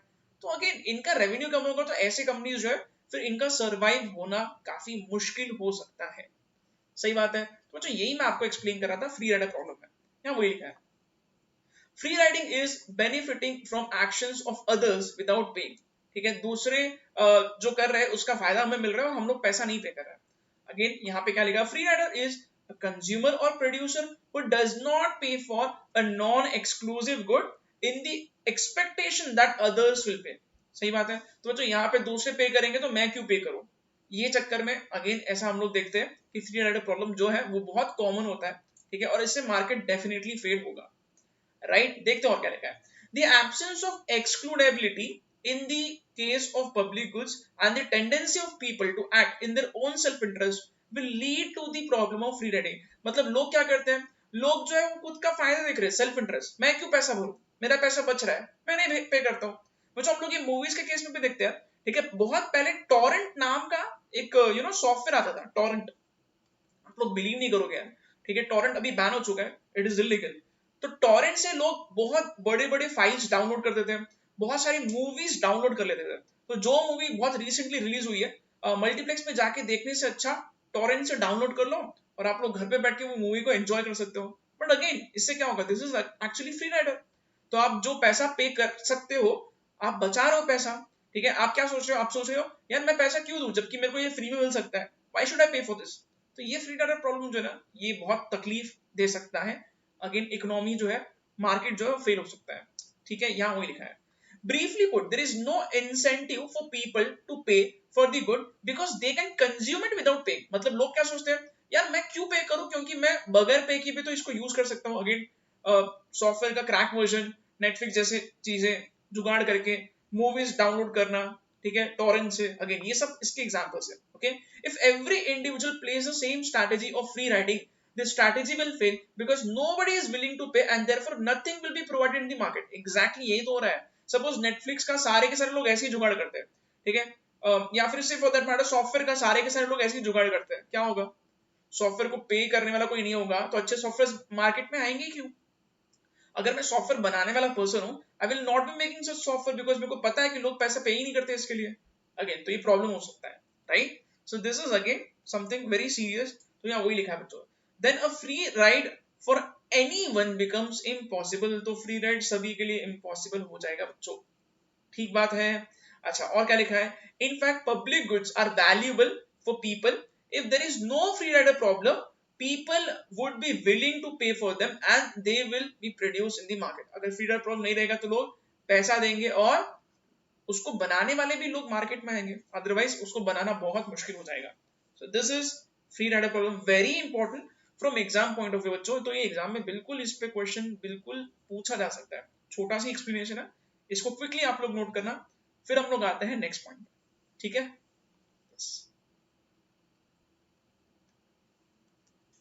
बच्चों अगला छोटा सा कॉन्सेप्ट है इनकम्प्लीट इंफॉर्मेशन। ना व्हाट इज इनकम्प्लीट इंफॉर्मेशन, बच्चों देखो मैं एक सिंपल सा एग्जांपल देता हूं जिससे आपको एक आइडिया आएगा कि एग्जैक्टली क्या होता है। ठीक बात है, मान के चलो सपोज आप कोई नए प्लेस पे जाते हो और आप ऑटो करते हो। मान के चलो आपने ऑटो किया है रेलवे स्टेशन से आपका जहां होटल है वहां तक, ठीक है। और अगर सपोज आपका फोन बंद हो चुका है तो अब क्या होगा, फोन अगर बंद हो चुका है और अब मान के चलो आपने ओला उबर वगैरह कुछ नहीं किया और अगर आपने एक सिंपल सा ऑटो जो है उसको आप ऑटो वाले को बोलते हो भैया ये रेलवे स्टेशन से मेरे को मेरे होटल तक पहुंचा दो, अब क्या होगा बच्चों, देखो क्या होता है पता है, आपके लैंग्वेज से आपके कपड़ों के ढंग से लोग समझ जाते हैं कि आप उस स्पेसिफिक जगह के नहीं हो, आप बिलोंग नहीं करते हो। और वो पर्सन क्या करेगा, ऑटो वाला आपको ज्यादा चार्ज करने की कोशिश करेगा। तो ऑटो वाला अगर बोलता है कि आपको 200 रुपए देना पड़ेगा तो आपको यहाँ पे हो सकता है कि आप पे कर दोगे। Why are you paying extra money, actually मान के चलो नॉर्मली फेयर होता है सिर्फ 50 रुपए, ऑटो वाला आपको 200 रुपए मांग रहा है, हालांकि बहुत ज्यादा डिस्टेंस भी नहीं था। तो ऐसा क्यों होता है पता है, because of incomplete information. What is incomplete information, see I am not having any information with respect to the amount to be charge, distance बहुत कम है ये भी मेरे को पता नहीं था, ये ऑटो वाले को पता था बट ऑटो वाले ने इस एक्स्ट्रा जानकारी का फायदा उठाया। ये होता है इनकम्प्लीट इंफॉर्मेशन का रिजल्ट, ठीक है। तो बच्चों हम लोग ऐसा देखते हैं कि बहुत बार मार्केट में इनकम्प्लीट इंफॉर्मेशन होता है, या तो बायर को या तो सेलर को, और इस चक्कर में बहुत ज्यादा फायदा किसी का होगा और बहुत ज्यादा नुकसान किसी का होगा, और वहां पे हम लोग बोलेंगे कि मार्केट फेल हो रहा है। सही बात है। तो यहाँ पे बच्चों मैं आपको कुछ एग्जाम्पल्स बताता हूं जिससे आपको ये इनकम्प्लीट इंफॉर्मेशन का कॉन्सेप्ट समझ में आएगा, ठीक है। तो यहाँ निकाल देखो first point, often the nature of products and services tends to be highly complex. ऐसा हो सकता है कि कोई चीज बहुत ही कॉम्प्लिकेटेड है जिससे हम लोग एक कैलकुलेशन कर ही नहीं सकते क्योंकि कुछ अंदाजा लगाना बहुत मुश्किल होगा। जैसे कि यहाँ लिखा है कार्डियक सर्जरी। बच्चों सपोज से कार्डियक सर्जरी जैसा कॉम्प्लिकेटेड चीज है, किसी को भी अगर मैं आप लोगों में से किसी को भी पूछूं कि कार्डियक सर्जरी का कितना हो सकता है, डॉक्टर कितना पैसा चार्ज कर सकता है, तो कोई भी स्टूडेंट जिसको कुछ अंदाजा नहीं है वो कुछ बोल ही नहीं सकता है, ठीक है। इनफैक्ट ये जनरल पब्लिक की यही हालत होती है। तो कार्डियक सर्जरी जैसे कॉम्प्लिकेटेड चीजों के लिए कितना पैसा पॉकेट से निकाल के देना पड़ेगा, अगर बाहर को इसका अंदाजा नहीं है तो हो सकता है कि सेलर एक्स्ट्रा चार्ज करे और उसको लूटे। तो ये बिल्कुल यहाँ पे इनकम्प्लीट इंफॉर्मेशन से मार्केट फेल होगा, ठीक है। और क्या लिखा है, financial products such age pension products, mutual funds etc. बच्चों अगेन ये सेम चीज है, ठीक है। म्यूचुअल फंड, स्टॉक मार्केट से जुड़े हुए इतने सारे सर्विसेज होते हैं, और अगर कोई न्यू एंट्रेंट है मार्केट में, स्टॉक मार्केट में, जिसको कुछ अंदाजा भी नहीं है तो हो सकता है कि वो ज्यादा पैसा पे कर दे। ठीक है, और क्या लिखा है? In many cases, consumers are unable to quickly, cheaply find sufficient information on the best prices as well as quality for different products. बच्चों क्या होता है पता है? कुछ कुछ ऐसे प्रोडक्ट्स होते हैं जिसके बारे में हम लोग अगेन यहाँ पे प्राइस कंपेयर करना बहुत मुश्किल हो जाएगा। फॉर एग्जाम्पल से मान के चलो मेरे लैपटॉप में एक छोटा सा कोई पार्ट है, ठीक है, कोई छोटा सा से इलेक्ट्रॉनिक पार्ट है, खराब हो गया, और अगर मैं मार्केट में जाके पूछता हूँ कि पार्ट का कितना पैसा आप लोगे, तो हो सकता है कि मेरे को ज्यादा टाइम ही नहीं मिल रहा है कि मैं कंपेयर करूं प्राइसेस को, बिकॉज मेरे को ये पता ही नहीं कि स्पेयर पार्ट और कहाँ मिलेगा। तो जो दुकान वाला मेरे को बेच रहा है, हो सकता है कि वो मेरे मजबूरी का फायदा उठा के ज्यादा पैसा चार्ज करे। This happens again because of incomplete information. सही है, कभी कभी ऐसा होता है ना कि हमें पता ही नहीं कि ये चीज कितने में बनी है, तो हम भाव भी नहीं कर सकते, और दुकानदार जो भाव पे अपने को सेल करने को रेडी है, हम लोग वो भाव उसको दे रहे हैं। Again because of incomplete information, sometimes they misunderstand the true cost or benefit of a product or are uncertain about the true cost and benefit. Again मैं यही बोल रहा हूँ बच्चों, ठीक है, कि बहुत बार ऐसा होता है कि कोई छोटा सा स्पेयर पार्ट खराब हो गया जिसका कॉस्ट कितना है बनाने का ये मेरे को पता ही नहीं, तो मैं अंदाजा कैसे लगाऊंगा कि क्या भाव पे निगोशिएट करना चाहिए। ऐसे में बिल्कुल हो सकता है कि यहाँ पे सेलर आपको लूटे, राइट? ठीक है, और क्या लिखा है यहाँ पे? Next point, people are ignorant or not aware of many matters in the market. Generally, they have inaccurate or incomplete data and consequently make potentially wrong choices oblique decisions. ठीक है, तो हमारे पास पूरा डेटा नहीं होने की वजह से अगेन यहाँ पे ये सब बिल्कुल होगा। तो जो इसमें एक दो एग्जांपल्स मैं और बता रहा हूँ, जैसे कि फॉर एग्जांपल बहुत सारे लोग एस्ट्रोलॉजी का पैसा चार्ज करते हैं। ठीक है, नाउ समथिंग लाइक एस्ट्रोलॉजी, ठीक है, बहुत लोग इस पे विश्वास करते हैं। एस्ट्रोलॉजी, यस एस्ट्रोलॉजी, बहुत लोग इस पे विश्वास करते हैं, प्रेडिक्शंस एंड ऑल पे। ठीक है, बहुत लोग बिल्कुल विश्वास नहीं करते हैं। तो बच्चों अभी देखो, अगर सपोज कोई आपका हाथ देख के कुछ भविष्यवाणी कर रहा है और वो पैसे मांग रहे हैं 5,000 रुपए निकालो, तो यहाँ पे हो सकता है कि कुछ लोग इसका पैसा पे कर दें। सही है, बिकॉज हमें एग्जैक्टली जानकारी नहीं कि उसने जो भी इंफॉर्मेशन दी वो सही है या नहीं है। हाउ टू क्वांटिफाई दिस कि वो जो बोल रहा है वो सही बोल रहा है या नहीं बोल रहा है, या फिर उसको कितने एफर्ट लगे ये बताने में, प्रेडिक्शन करने में। तो ये सारी चीजों का कुछ हिसाब किताब नहीं होता है। तो अगेन मैं वही आपको एक्सप्लेन करने की कोशिश कर रहा हूँ, इस चक्कर में लोग ज्यादा पैसा पे कर देते हैं। This happens because of incomplete information, right? तो बच्चों ये देखो, ये ऐसे बहुत सारे हम लोग देखते हैं कि आमतौर पे कितने बार अपने साथ भी ऐसा होता है, बिकॉज ऑफ इनकम्प्लीट इंफॉर्मेशन कोई हमें लूट के जा रहा है। ठीक है बच्चों, मेरे साथ तो ऐसा बहुत बार हो चुका है यार। ठीक है, मेरे को अभी भी याद है कि मैं पिछले साल राजस्थान गया था घूमने, और राजस्थान घूमने गया था तो बच्चों इतने सारे ऑटो वाले हैं और वो कुछ भी प्राइस चार्ज करते हैं आपसे। और बहुत बार ऐसा होता है कि आप ऐसी जगह पे हो जहां पे ओला उबर मिल नहीं सकता है, तो अगेन आपकी मजबूरी का फायदा उठा के वो लोग बहुत ज्यादा एक्स्ट्रा पैसे चार्ज करते हैं। इनफैक्ट बहुत बार तो ये होता है कि वो आपको बहुत ज्यादा घुमा घुमा के आपके डेस्टिनेशन तक पहुंचाते हैं और बोलते हैं देखो ये बहुत लंबा रूट है इसलिए आपको ज्यादा पैसा देना पड़ेगा। Because the buyer is not having complete information, he will get looted. सही है, so this is again incomplete information, और मार्केट यहां डेफिनेटली होगा फेल, राइट? ठीक है बच्चों, अब आप लोग इस पॉइंट को नोट कर सकते हो फटाफट। ठीक है,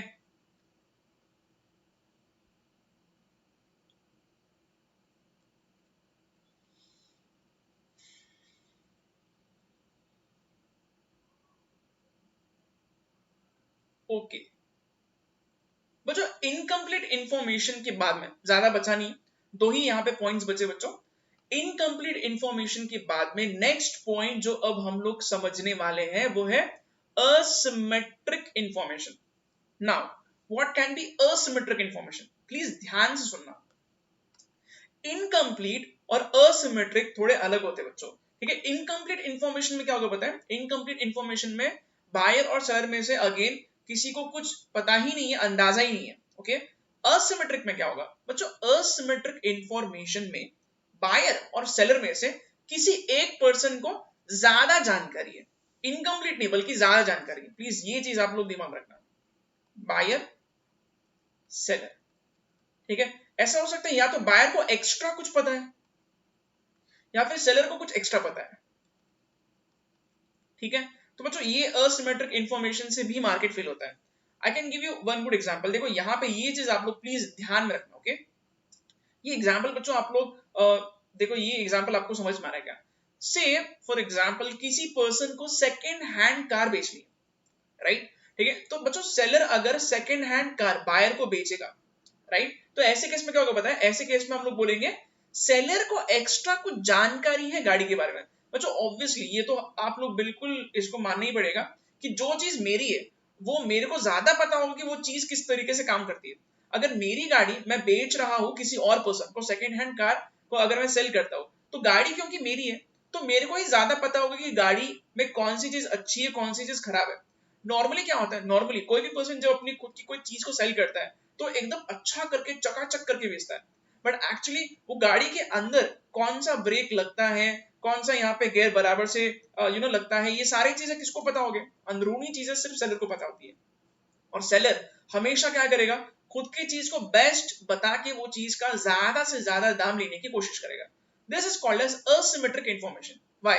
Because your seller is knowing a bit extra. इसको ज्यादा कुछ पता है क्योंकि ये चीज इसकी है, बराबर। तो बच्चों ऐसे केस में क्या होता है पता है, ऐसे केस में बहुत बार सही चीज नहीं जा रही है मार्केट में, इनफैक्ट मार्केट में खराब चीज जा रही है जिसका पैसा ज्यादा मिल रहा है सेलर को। क्यों? क्योंकि उसने उस तरीके से उसको प्रेजेंट किया है, पोर्ट्रे किया है। आप लोग देख सकते हो जितने भी ऑनलाइन वेबसाइट्स है जहां पे सेकंड हैंड चीजें बिकती है, वहां पे नॉर्मली फोटोज अपलोड करने होते हैं। सेलर सबसे बेस्ट फोटो खुद की चीज की अपलोड करता है, और बहुत बार ये हो सकता है कि वो चीज एक्चुअली प्रैक्टिकली यूज करने के बाद समझ में आती है बायर को कि यार ये ऐसा तो कुछ नहीं था जैसा इसने पोर्ट्रे किया है। ठीक है, again this is called as asymmetric information, किसी को ज्यादा जानकारी है, इसकी वजह से मार्केट फेल होगा, बिल्कुल। ठीक है। और बच्चों एक चीज और यहाँ बताता हूँ, देखो सेलर की चीज एकदम खराब थी, इसने बताया नहीं बायर को, और इसने ये एक्स्ट्रा जानकारी नहीं बताई तो ये फायदा उठा रहा है इसका। और ये खराब चीज जब मार्केट में आती है तो खराब चीज के लिए एक वर्ड यहाँ पे एक फ्रेज यूज किया गया है जिसको हम लोग बोलते हैं लेमन्स इन दी मार्केट। इसको हम लोग क्या बोलते हैं, लेमन्स। लेमन्स मतलब नींबू, नींबू मतलब बेसिकली खराब चीज। ये मेटाफोर यूज किया गया बच्चों। लेमन जब भी आएगा तो आपको दिमाग में क्या रखना है, एकदम फालतू चीज गई है मार्केट में जिसका पैसा ज्यादा मिल गया है सेलर को, because he was having extra information, asymmetric information. पढ़ते हैं यहाँ पे, देखते हैं ये चीज अच्छे से आपको समझ में आएगी। Asymmetric information occurs when there is an imbalance in information between buyer and seller. That is when buyer knows more than the seller. या तो हो सकता है कि buyer को कोई चीज ज्यादा पता है, सेलर को उतना कुछ अंदाजा नहीं है। ठीक है, या फिर ऐसा हो सकता है कि सेलर को कुछ ज्यादा पता है। ओके, तो जो बायर को ज्यादा पता है कैसे हो सकता है, I can give another example. से फॉर एग्जांपल बायर जो चीज परचेस कर रहा है सेलर से, वो चीज बायर के लिए बहुत काम में आ सकती है। हो सकता है कि बायर उसको प्रोडक्शन के लिए यूज कर रहा है जो बहुत कीमती चीज है। ठीक है, ये चीज बायर को पता है बट सेलर को कुछ अंदाजा नहीं है, तो हो सकता है सेलर काफी कम दाम में ये बायर को बेच दे। तो ये अगेन हो गया asymmetric इंफॉर्मेशन। बायर को एक्स्ट्रा जानकारी थी, उसने नहीं बताया सेलर को, और यहाँ पे मार्केट फेल होगा। ठीक है, नहीं तो ये भी हो सकता है seller knows more than the buyer. ये जो अभी मैंने आपको एग्जांपल दिया सेकंड हैंड कार का, इधर सेलर को ज्यादा पता था बायर से और सेलर ने बायर को लूट लिया, right. This can distort choices, इससे अपने चॉइस पे बिल्कुल असर हो सकता है, खरीदूं या नहीं खरीदूं। अगेन आपको खरीदना ही चाहिए, क्यों? क्योंकि सेलर अच्छा अच्छा बता रहा है। ठीक है, okay. For example the landlords know more about their properties than tenants, बिल्कुल सही है। तो बच्चों लैंडलॉर्ड को ज्यादा पता होता है टेनेंट से प्रॉपर्टी के बारे में, बिल्कुल। अगर मेरी प्रॉपर्टी तो मेरे से बेहतर वो प्रॉपर्टी को कौन समझ सकता है। मेरी प्रॉपर्टी तो मेरे को पता होगा कि कब नल आता है, कब पानी आता है, बिजली का सप्लाई है क्या, इलेक्ट्रिसिटी का प्रॉब्लम है क्या, ठीक है, कहाँ से पानी टपकता है, सब मेरे को पता होगा। बट मैंने ऐसा कुछ बताया नहीं अगेन टेनेंट को, तो क्या होगा, मैं एक्स्ट्रा इंफॉर्मेशन अगर हाइड करता हूं तो यहाँ पे अगेन लेमन्स मार्केट में जा रहे हैं, अगेन खराब चीज जा रही है जिसका पैसा ज्यादा ले रहा है, कौन, landlord, right. A borrower knows more about their ability to pay a loan than the lender. This is 100% true. अगर मैं बैंक से लोन ले रहा हूं तो मेरे को पता होगी मेरी औकात क्या है, मेरे को पता होगी मेरी फाइनेंशियल पोजीशन क्या है। ठीक है बच्चों, देखो नॉर्मली क्या होता है, हम लोग बैंक को बैलेंस शीट बता के हम लोग लोन लेते हैं। ठीक है, बैलेंस शीट से बेटर मेरे को पता है कि एग्जैक्टली मैं कितने पानी में हूं, मैं सच में लोन पे कर सकता हूं क्या। सही, सपोज कोई इंसॉल्वेंट पर्सन है बट बैलेंस शीट इसने फेक बना दिया और बैंक को जाके ये लोन ले रहा है, तो क्या होगा। then in that case बच्चों यहाँ पे इंसॉल्वेंट पर्सन को खुद को पता हो गया कि वो लोन रीपे नहीं कर सकता है। अगेन यहाँ पे asymmetric इंफॉर्मेशन है, मार्केट फेल होगा बिकॉज उसका इरादा ही लोन पे करने का, राइट। वही लिखा यहाँ पे, a borrower knows more about their ability to repay a loan than the lender, बिल्कुल सही है। A used car seller, अभी मैंने एग्जांपल बोला है, a used car seller knows more about the vehicle quality than the buyer, and some traders may possess insider information in financial market.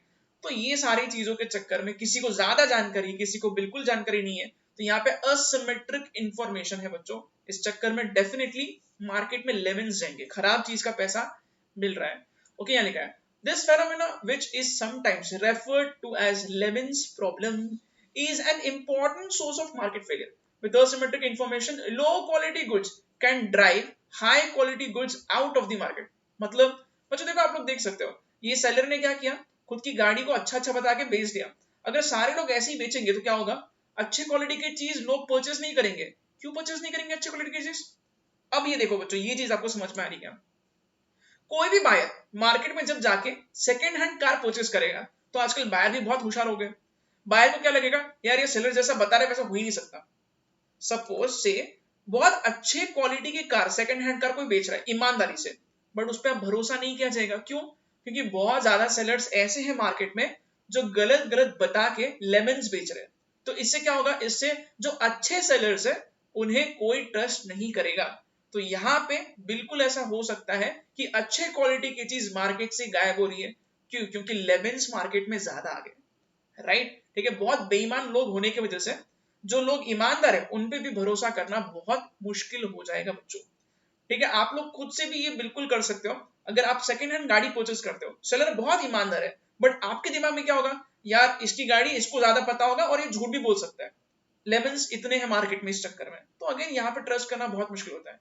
तो अच्छी चीजें नहीं बिकेगी मार्केट में जल्दी से, और अच्छी चीजें नहीं बिक रही क्यों? क्योंकि बुरी चीजें मार्केट में ज्यादा बिक रही है, लेमन्स से भरा हुआ है मार्केट।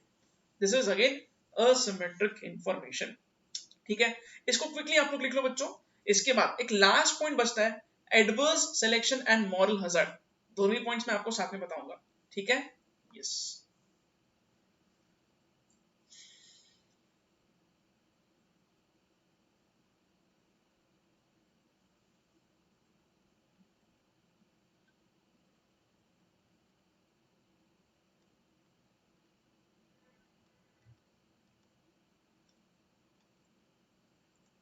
ओके बच्चों, नेक्स्ट पॉइंट जो है, लास्ट पॉइंट है ये, adverse selection and moral hazard. इसमें पहले हम लोग एडवर्स सिलेक्शन को थोड़ा अच्छे से समझ लेते हैं। राइट, एडवर्स सिलेक्शन हम लोग किसको बोलते हैं बच्चों? एडवर्स सिलेक्शन मतलब हम लोग सही डिसीजन नहीं ले रहे हैं, कुछ लोगों की वजह से मैं सही डिसीजन नहीं ले रहा हूं, that is adverse selection. I am not selecting the right goods. ठीक है, अच्छा मैं आपको इसका एग्जांपल सही तरीके से एक्सप्लेन करता हूं। पहले ये एग्जांपल यहां लिखा है बच्चों, इसी एग्जांपल को मैं पहले एक्सप्लेन करता हूं, फिर हम लोग यहाँ पे ये सारे पॉइंट्स पढ़ लेंगे। ठीक है बच्चों, एक सिंपल क्वेश्चन का आंसर करो यार। हेल्थ इंश्योरेंस, हेल्थ इंश्योरेंस जैसी चीज किसने लेना चाहिए? इसका आंसर एक्चुअली ये होता है, सारे लोगों ने हेल्थ इंश्योरेंस निकालना चाहिए। क्यों? क्योंकि हमें नहीं पता है कि कब हेल्थ बिगड़ सकती है। जो हेल्दी लोग हैं ये भी हेल्थ इंश्योरेंस निकालना चाहिए, और जो अनहेल्दी लोग हैं ये तो पहले हेल्थ इंश्योरेंस निकालना चाहिए। क्योंकि अनहेल्दी लोगों को बीमारी होने का रिस्क ज्यादा होता है, और उन्हें बीमारी होने पे अगेन क्या होगा, वो लोग अपने रिस्क को कवर कर सकते हैं। राइट, ठीक है। तो हेल्थ इंश्योरेंस एक्चुअली सारे लोग निकालना चाहिए, हेल्दी भी, हेल्दी लोगों को भी निकालना चाहिए, और अनहेल्दी लोगों को भी, इनको तो डेफिनेटली निकालना ही चाहिए, अनहेल्दी लोगों को भी डेफिनेटली निकालना चाहिए। ओके, अच्छा बच्चों, अब देखो यहाँ पे मैं आपको एक सिंपल चीज एक्सप्लेन कर रहा हूँ। हेल्दी लोग अनहेल्दी लोग दोनों को भी इंश्योरेंस निकालना चाहिए। प्रॉब्लम क्या होता है? प्रॉब्लम ये होता है कि अनहेल्दी लोग पहले निकालते हैं इंश्योरेंस। क्यों? क्योंकि अनहेल्दी लोग जो है, जिनको बहुत ज्यादा बीमारियां हैं ऑलरेडी, ब्लड प्रेशर का प्रॉब्लम है, या फिर से जिनको डायबिटीज का प्रॉब्लम है, राइट, तो ऐसे लोगों को ज्यादा रिस्क होता है बहुत ज्यादा बीमारियां होने का। तो ऐसे लोग क्या करते हैं, ये पहले जाते हैं और हेल्थ इंश्योरेंस निकालते हैं। ठीक है, अब क्या होगा बच्चों, अनहेल्दी लोग अगर इंश्योरेंस निकालेंगे तो ये इंश्योरेंस कंपनी के लिए अच्छी बात नहीं है। क्यों? क्योंकि इंश्योरेंस कंपनी को ज्यादा जल्दी पेमेंट करना पड़ सकता है, रिस्क जो है इनका ज्यादा होता है, इनको ज्यादा यहाँ पे बीमारी जल्दी हो सकती है। तो इस चक्कर में कोई भी इंश्योरेंस कंपनी जो है ना, अनहेल्दी लोगों को इंश्योरेंस देने से थोड़ा कतराएगी। ठीक है बच्चों, अब यहाँ पे प्लीज ध्यान से सुनना, ये अनहेल्दी लोग इंश्योरेंस पहले निकाल रहे हैं, इस चक्कर में क्या होगा पता है? इस चक्कर में इंश्योरेंस कंपनीज जो है वो इंश्योरेंस का प्राइस बढ़ा देंगे। बिल्कुल ऐसा होगा। क्यों? क्योंकि यार ये अनहेल्दी लोग अगर ज्यादा आएंगे तो इनका रिस्क कवर करने के लिए प्रीमियम बढ़ाना ही पड़ेगा। ठीक है, तो क्या होता है, ये ज्यादा आ गए, इस चक्कर में क्या होगा, इस चक्कर में इंश्योरेंस का जो प्राइस है, इंश्योरेंस का जो प्राइस है ये इंश्योरेंस कंपनीज बढ़ा देते हैं, ठीक है। तो बच्चों अगर एवरेज इंश्योरेंस का प्राइस बढ़ जाता है तो अब क्या होगा, कोई भी हेल्दी पर्सन है ना ये अब इंश्योरेंस नहीं खरीदेगा। क्यों? क्योंकि हेल्दी पर्सन सोचेगा यार मैं तो बीमार नहीं हूं, ऊपर से अगर मैं हेल्थ इंश्योरेंस खरीदने जाऊं तो ये बहुत महंगा हो गया। महंगा क्यों हुआ है? Because of unhealthy people taking more and more insurance. सही है। तो बच्चों अब देखो यहाँ पे क्या होगा पता है कि हेल्दी लोग जो है ना ये अब इंश्योरेंस नहीं खरीद रहे। Reason because of unhealthy people. सही है। एक्सटर्नैलिटी वाला example, negative externality, negative consumption externality, एक कंज्यूमर के चक्कर में दूसरे कंज्यूमर को नुकसान हो रहा है, ठीक है। तो बच्चों यहाँ पे इसी को हम लोग बोलते हैं एडवर्स सिलेक्शन। अब क्या हो गया, हेल्दी लोग जो है अगर इंश्योरेंस नहीं ले रहे हैं तो they are actually selecting the wrong thing, मतलब ये एडवर्स सिलेक्शन हो गया, ये सही डिसीजन नहीं ले रहे। Reason is unhealthy people, right. तो यहाँ वही लिखा है बच्चों, इसको हम लोग पढ़ते हैं, इससे मार्केट डेफिनेटली फेल होगा। People who are most likely to purchase health insurance are those with unhealthy lifestyle। तो जिनका unhealthy lifestyle है ये ज्यादा इंश्योरेंस लेंगे, बिल्कुल डेफिनेटली इनके चांसेस इंश्योरेंस लेने के ज्यादा है। And those with the underlying health issues, the insurance company being aware of this raises the average price of the insurance cover। अब इंश्योरेंस का प्राइस ये लोग बढ़ा रहे हैं, सही बात है। ओके, तो इस चक्कर में क्या होगा, इस चक्कर में अब हेल्दी लोग जो है इनको आप डीमोटिवेट कर रहे हो इंश्योरेंस लेने से, ऐसे ही हो गया। This prices healthy consumers out of the market as healthy people will be unwilling to pay such high premium। Healthy लोग बोलेंगे हम लोग इतना प्रीमियम क्यों दे, तो इस चक्कर में क्या होगा, ये लोग इंश्योरेंस नहीं लेंगे। तो यहाँ पे वापस वही लिखा है, the result is that only high risk individuals buy insurance। This is market failure। सही बात है बच्चों, इजी एग्जांपल, राइट, ठीक है। अच्छा, इसके अलावा बच्चों मैं आपको एक और एग्जांपल यहाँ दूंगा, और ये एग्जांपल एक्चुअली मैं आपको ऑलरेडी दे चुका हूँ, स्टिल अच्छे से हम लोग इसको पढ़ेंगे यहाँ पे, ठीक है। बच्चों कार का मैं आपको एग्जांपल दे रहा था, ठीक है, second hand car, second hand car. Okay, second hand car के केस में जनरली क्या होता है, सेकेंड हैंड कार के केस में जनरली हम लोग देखते हैं कि जो सेलर है, सेलर और बायर, राइट। सेलर क्या करता है, सेलर जो है इसको एक्स्ट्रा इंफॉर्मेशन है, सेलर को एक्स्ट्रा इंफॉर्मेशन होती है। ऑब्वियसली सेलर से बेहतर कोई नहीं समझ सकता है कार को, उसकी खुद की गाड़ी है इसलिए उसको पता होगा कि उसमें क्या क्या तकलीफ है, क्या क्या उसमें कमी है, ठीक है। अब क्या होगा बच्चों, ये सेलर जो है ना ये एक्स्ट्रा इंफॉर्मेशन को मिसयूज करता है और ये अपने गाड़ी की बुराई कभी बायर को नहीं बताएगा।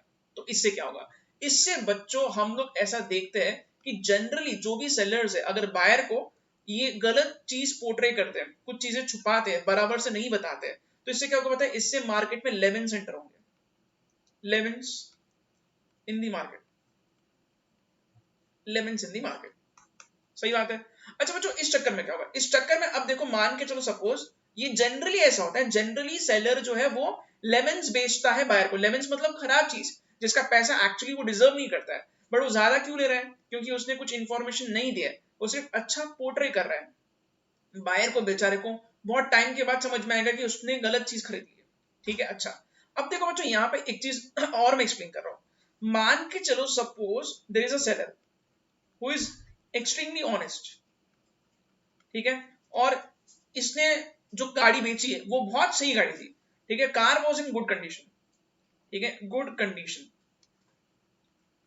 गाड़ी की कंडीशन सही थी, okay, the car was in good condition. अब क्या होता है, ये सेलर जो है ना अगर मान के चलो मार्केट में आता है और मार्केट में अच्छे क्वालिटी की चीज को बेचता है, गुड क्वालिटी कार, सही बात है। अब देखो ये सेलर ईमानदारी से अच्छी गाड़ी को, अच्छी चीज को मार्केट में सेल करने की कोशिश करता है, बट अब क्या हो रहा है प्रॉब्लम पता है, मार्केट में जो भी बायर्स है इनका भरोसा सेलर पे से उठ जाएगा, because there are more lemons in the market, ठीक है। तो बायर जो है इन जनरल क्या सोचेंगे पता है, हर एक बार अब सेलर को शक की नजर से देखेगा, हर एक बायर को ये लगेगा अरे यार ये सेलर जो है ये कुछ तो छुपा रहा है, इसको ज्यादा जानकारी होती है चीज की और हमसे ज्यादा इसको पता है, इसलिए ये चीज के लिए हम लोग थोड़ा कम ही देना चाहिए।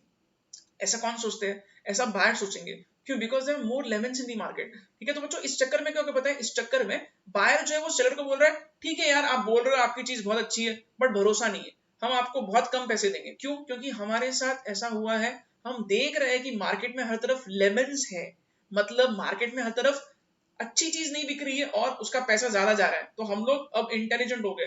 तो बायर क्या बोल रहा है, बायर बोल रहा है ठीक है तू बोल रहा है बहुत अच्छी चीज है, ठीक है हो सकता है आप बहुत ऑनेस्ट हो, बट मैं आपकी चीज का कम पैसा दूंगा। तो बच्चों अगर बायर लेस मनी स्पेंड करने को यहाँ पे तैयार हो रहा है, तो क्या होगा पता है, इस चक्कर में सेलर क्या बोलेगा, यार मेरे को नहीं बेचना ये चीज।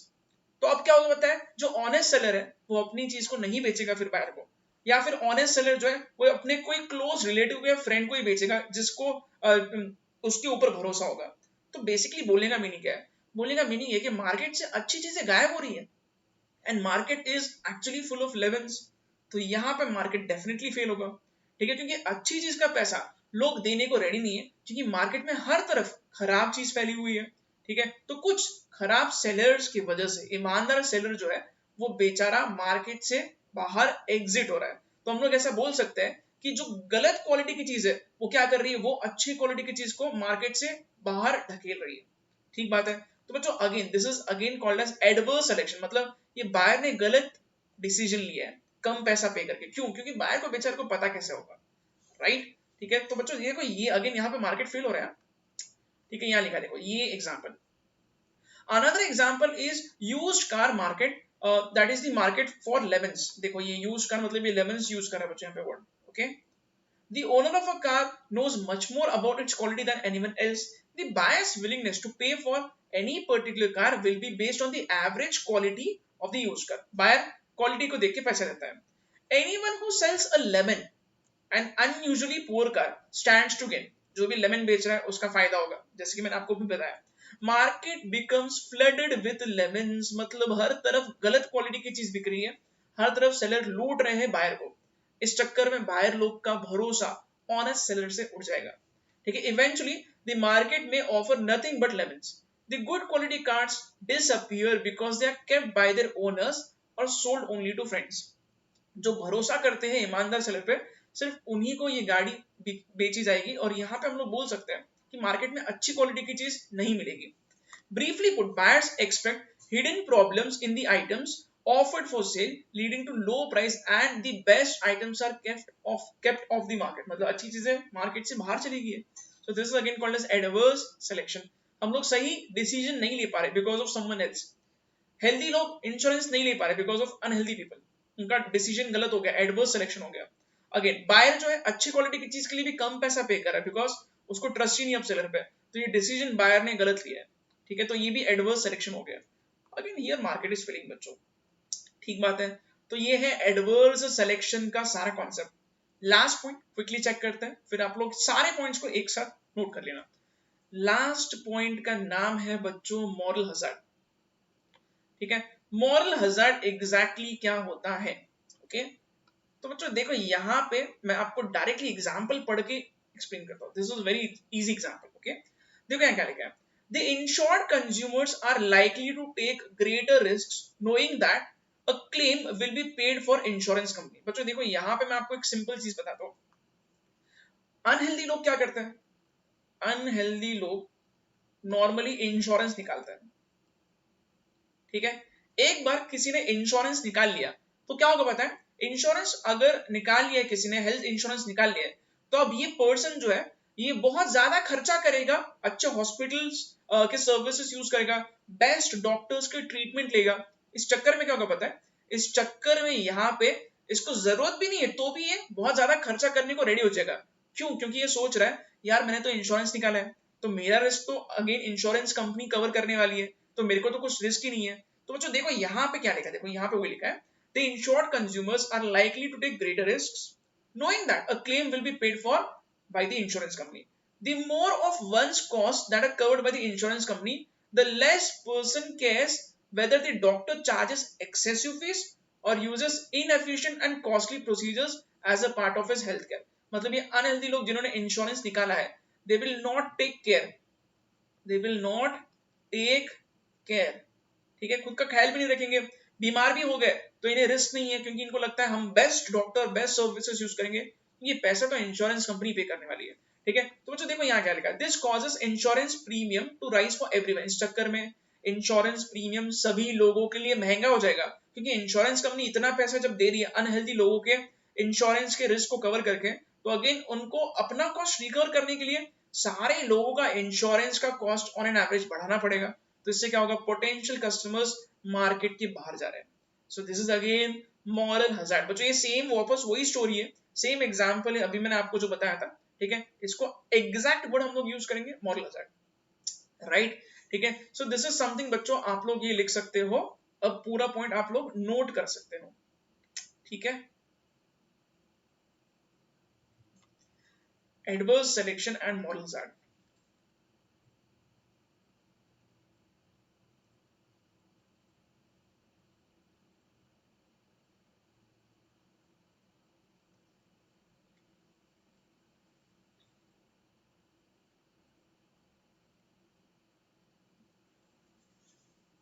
बच्चों इसी के साथ ये यूनिट यहाँ होता है खत्म। अब हम लोग मिलेंगे नेक्स्ट वीडियो में, जहां पे मैं आपको अगला यूनिट समझाने वाला हूं, जहां पे गवर्नमेंट अब इंटरवीन करेगी, ठीक है। तो वो हम लोग देखेंगे कि एग्जैक्टली गवर्नमेंट किस तरीके से मार्केट को फेल होने से बचाती है, ठीक है। क्या गवर्नमेंट सक्सेसफुल होगी, क्या नहीं होगी, हम लोग देखेंगे नेक्स्ट वीडियो में, ठीक है।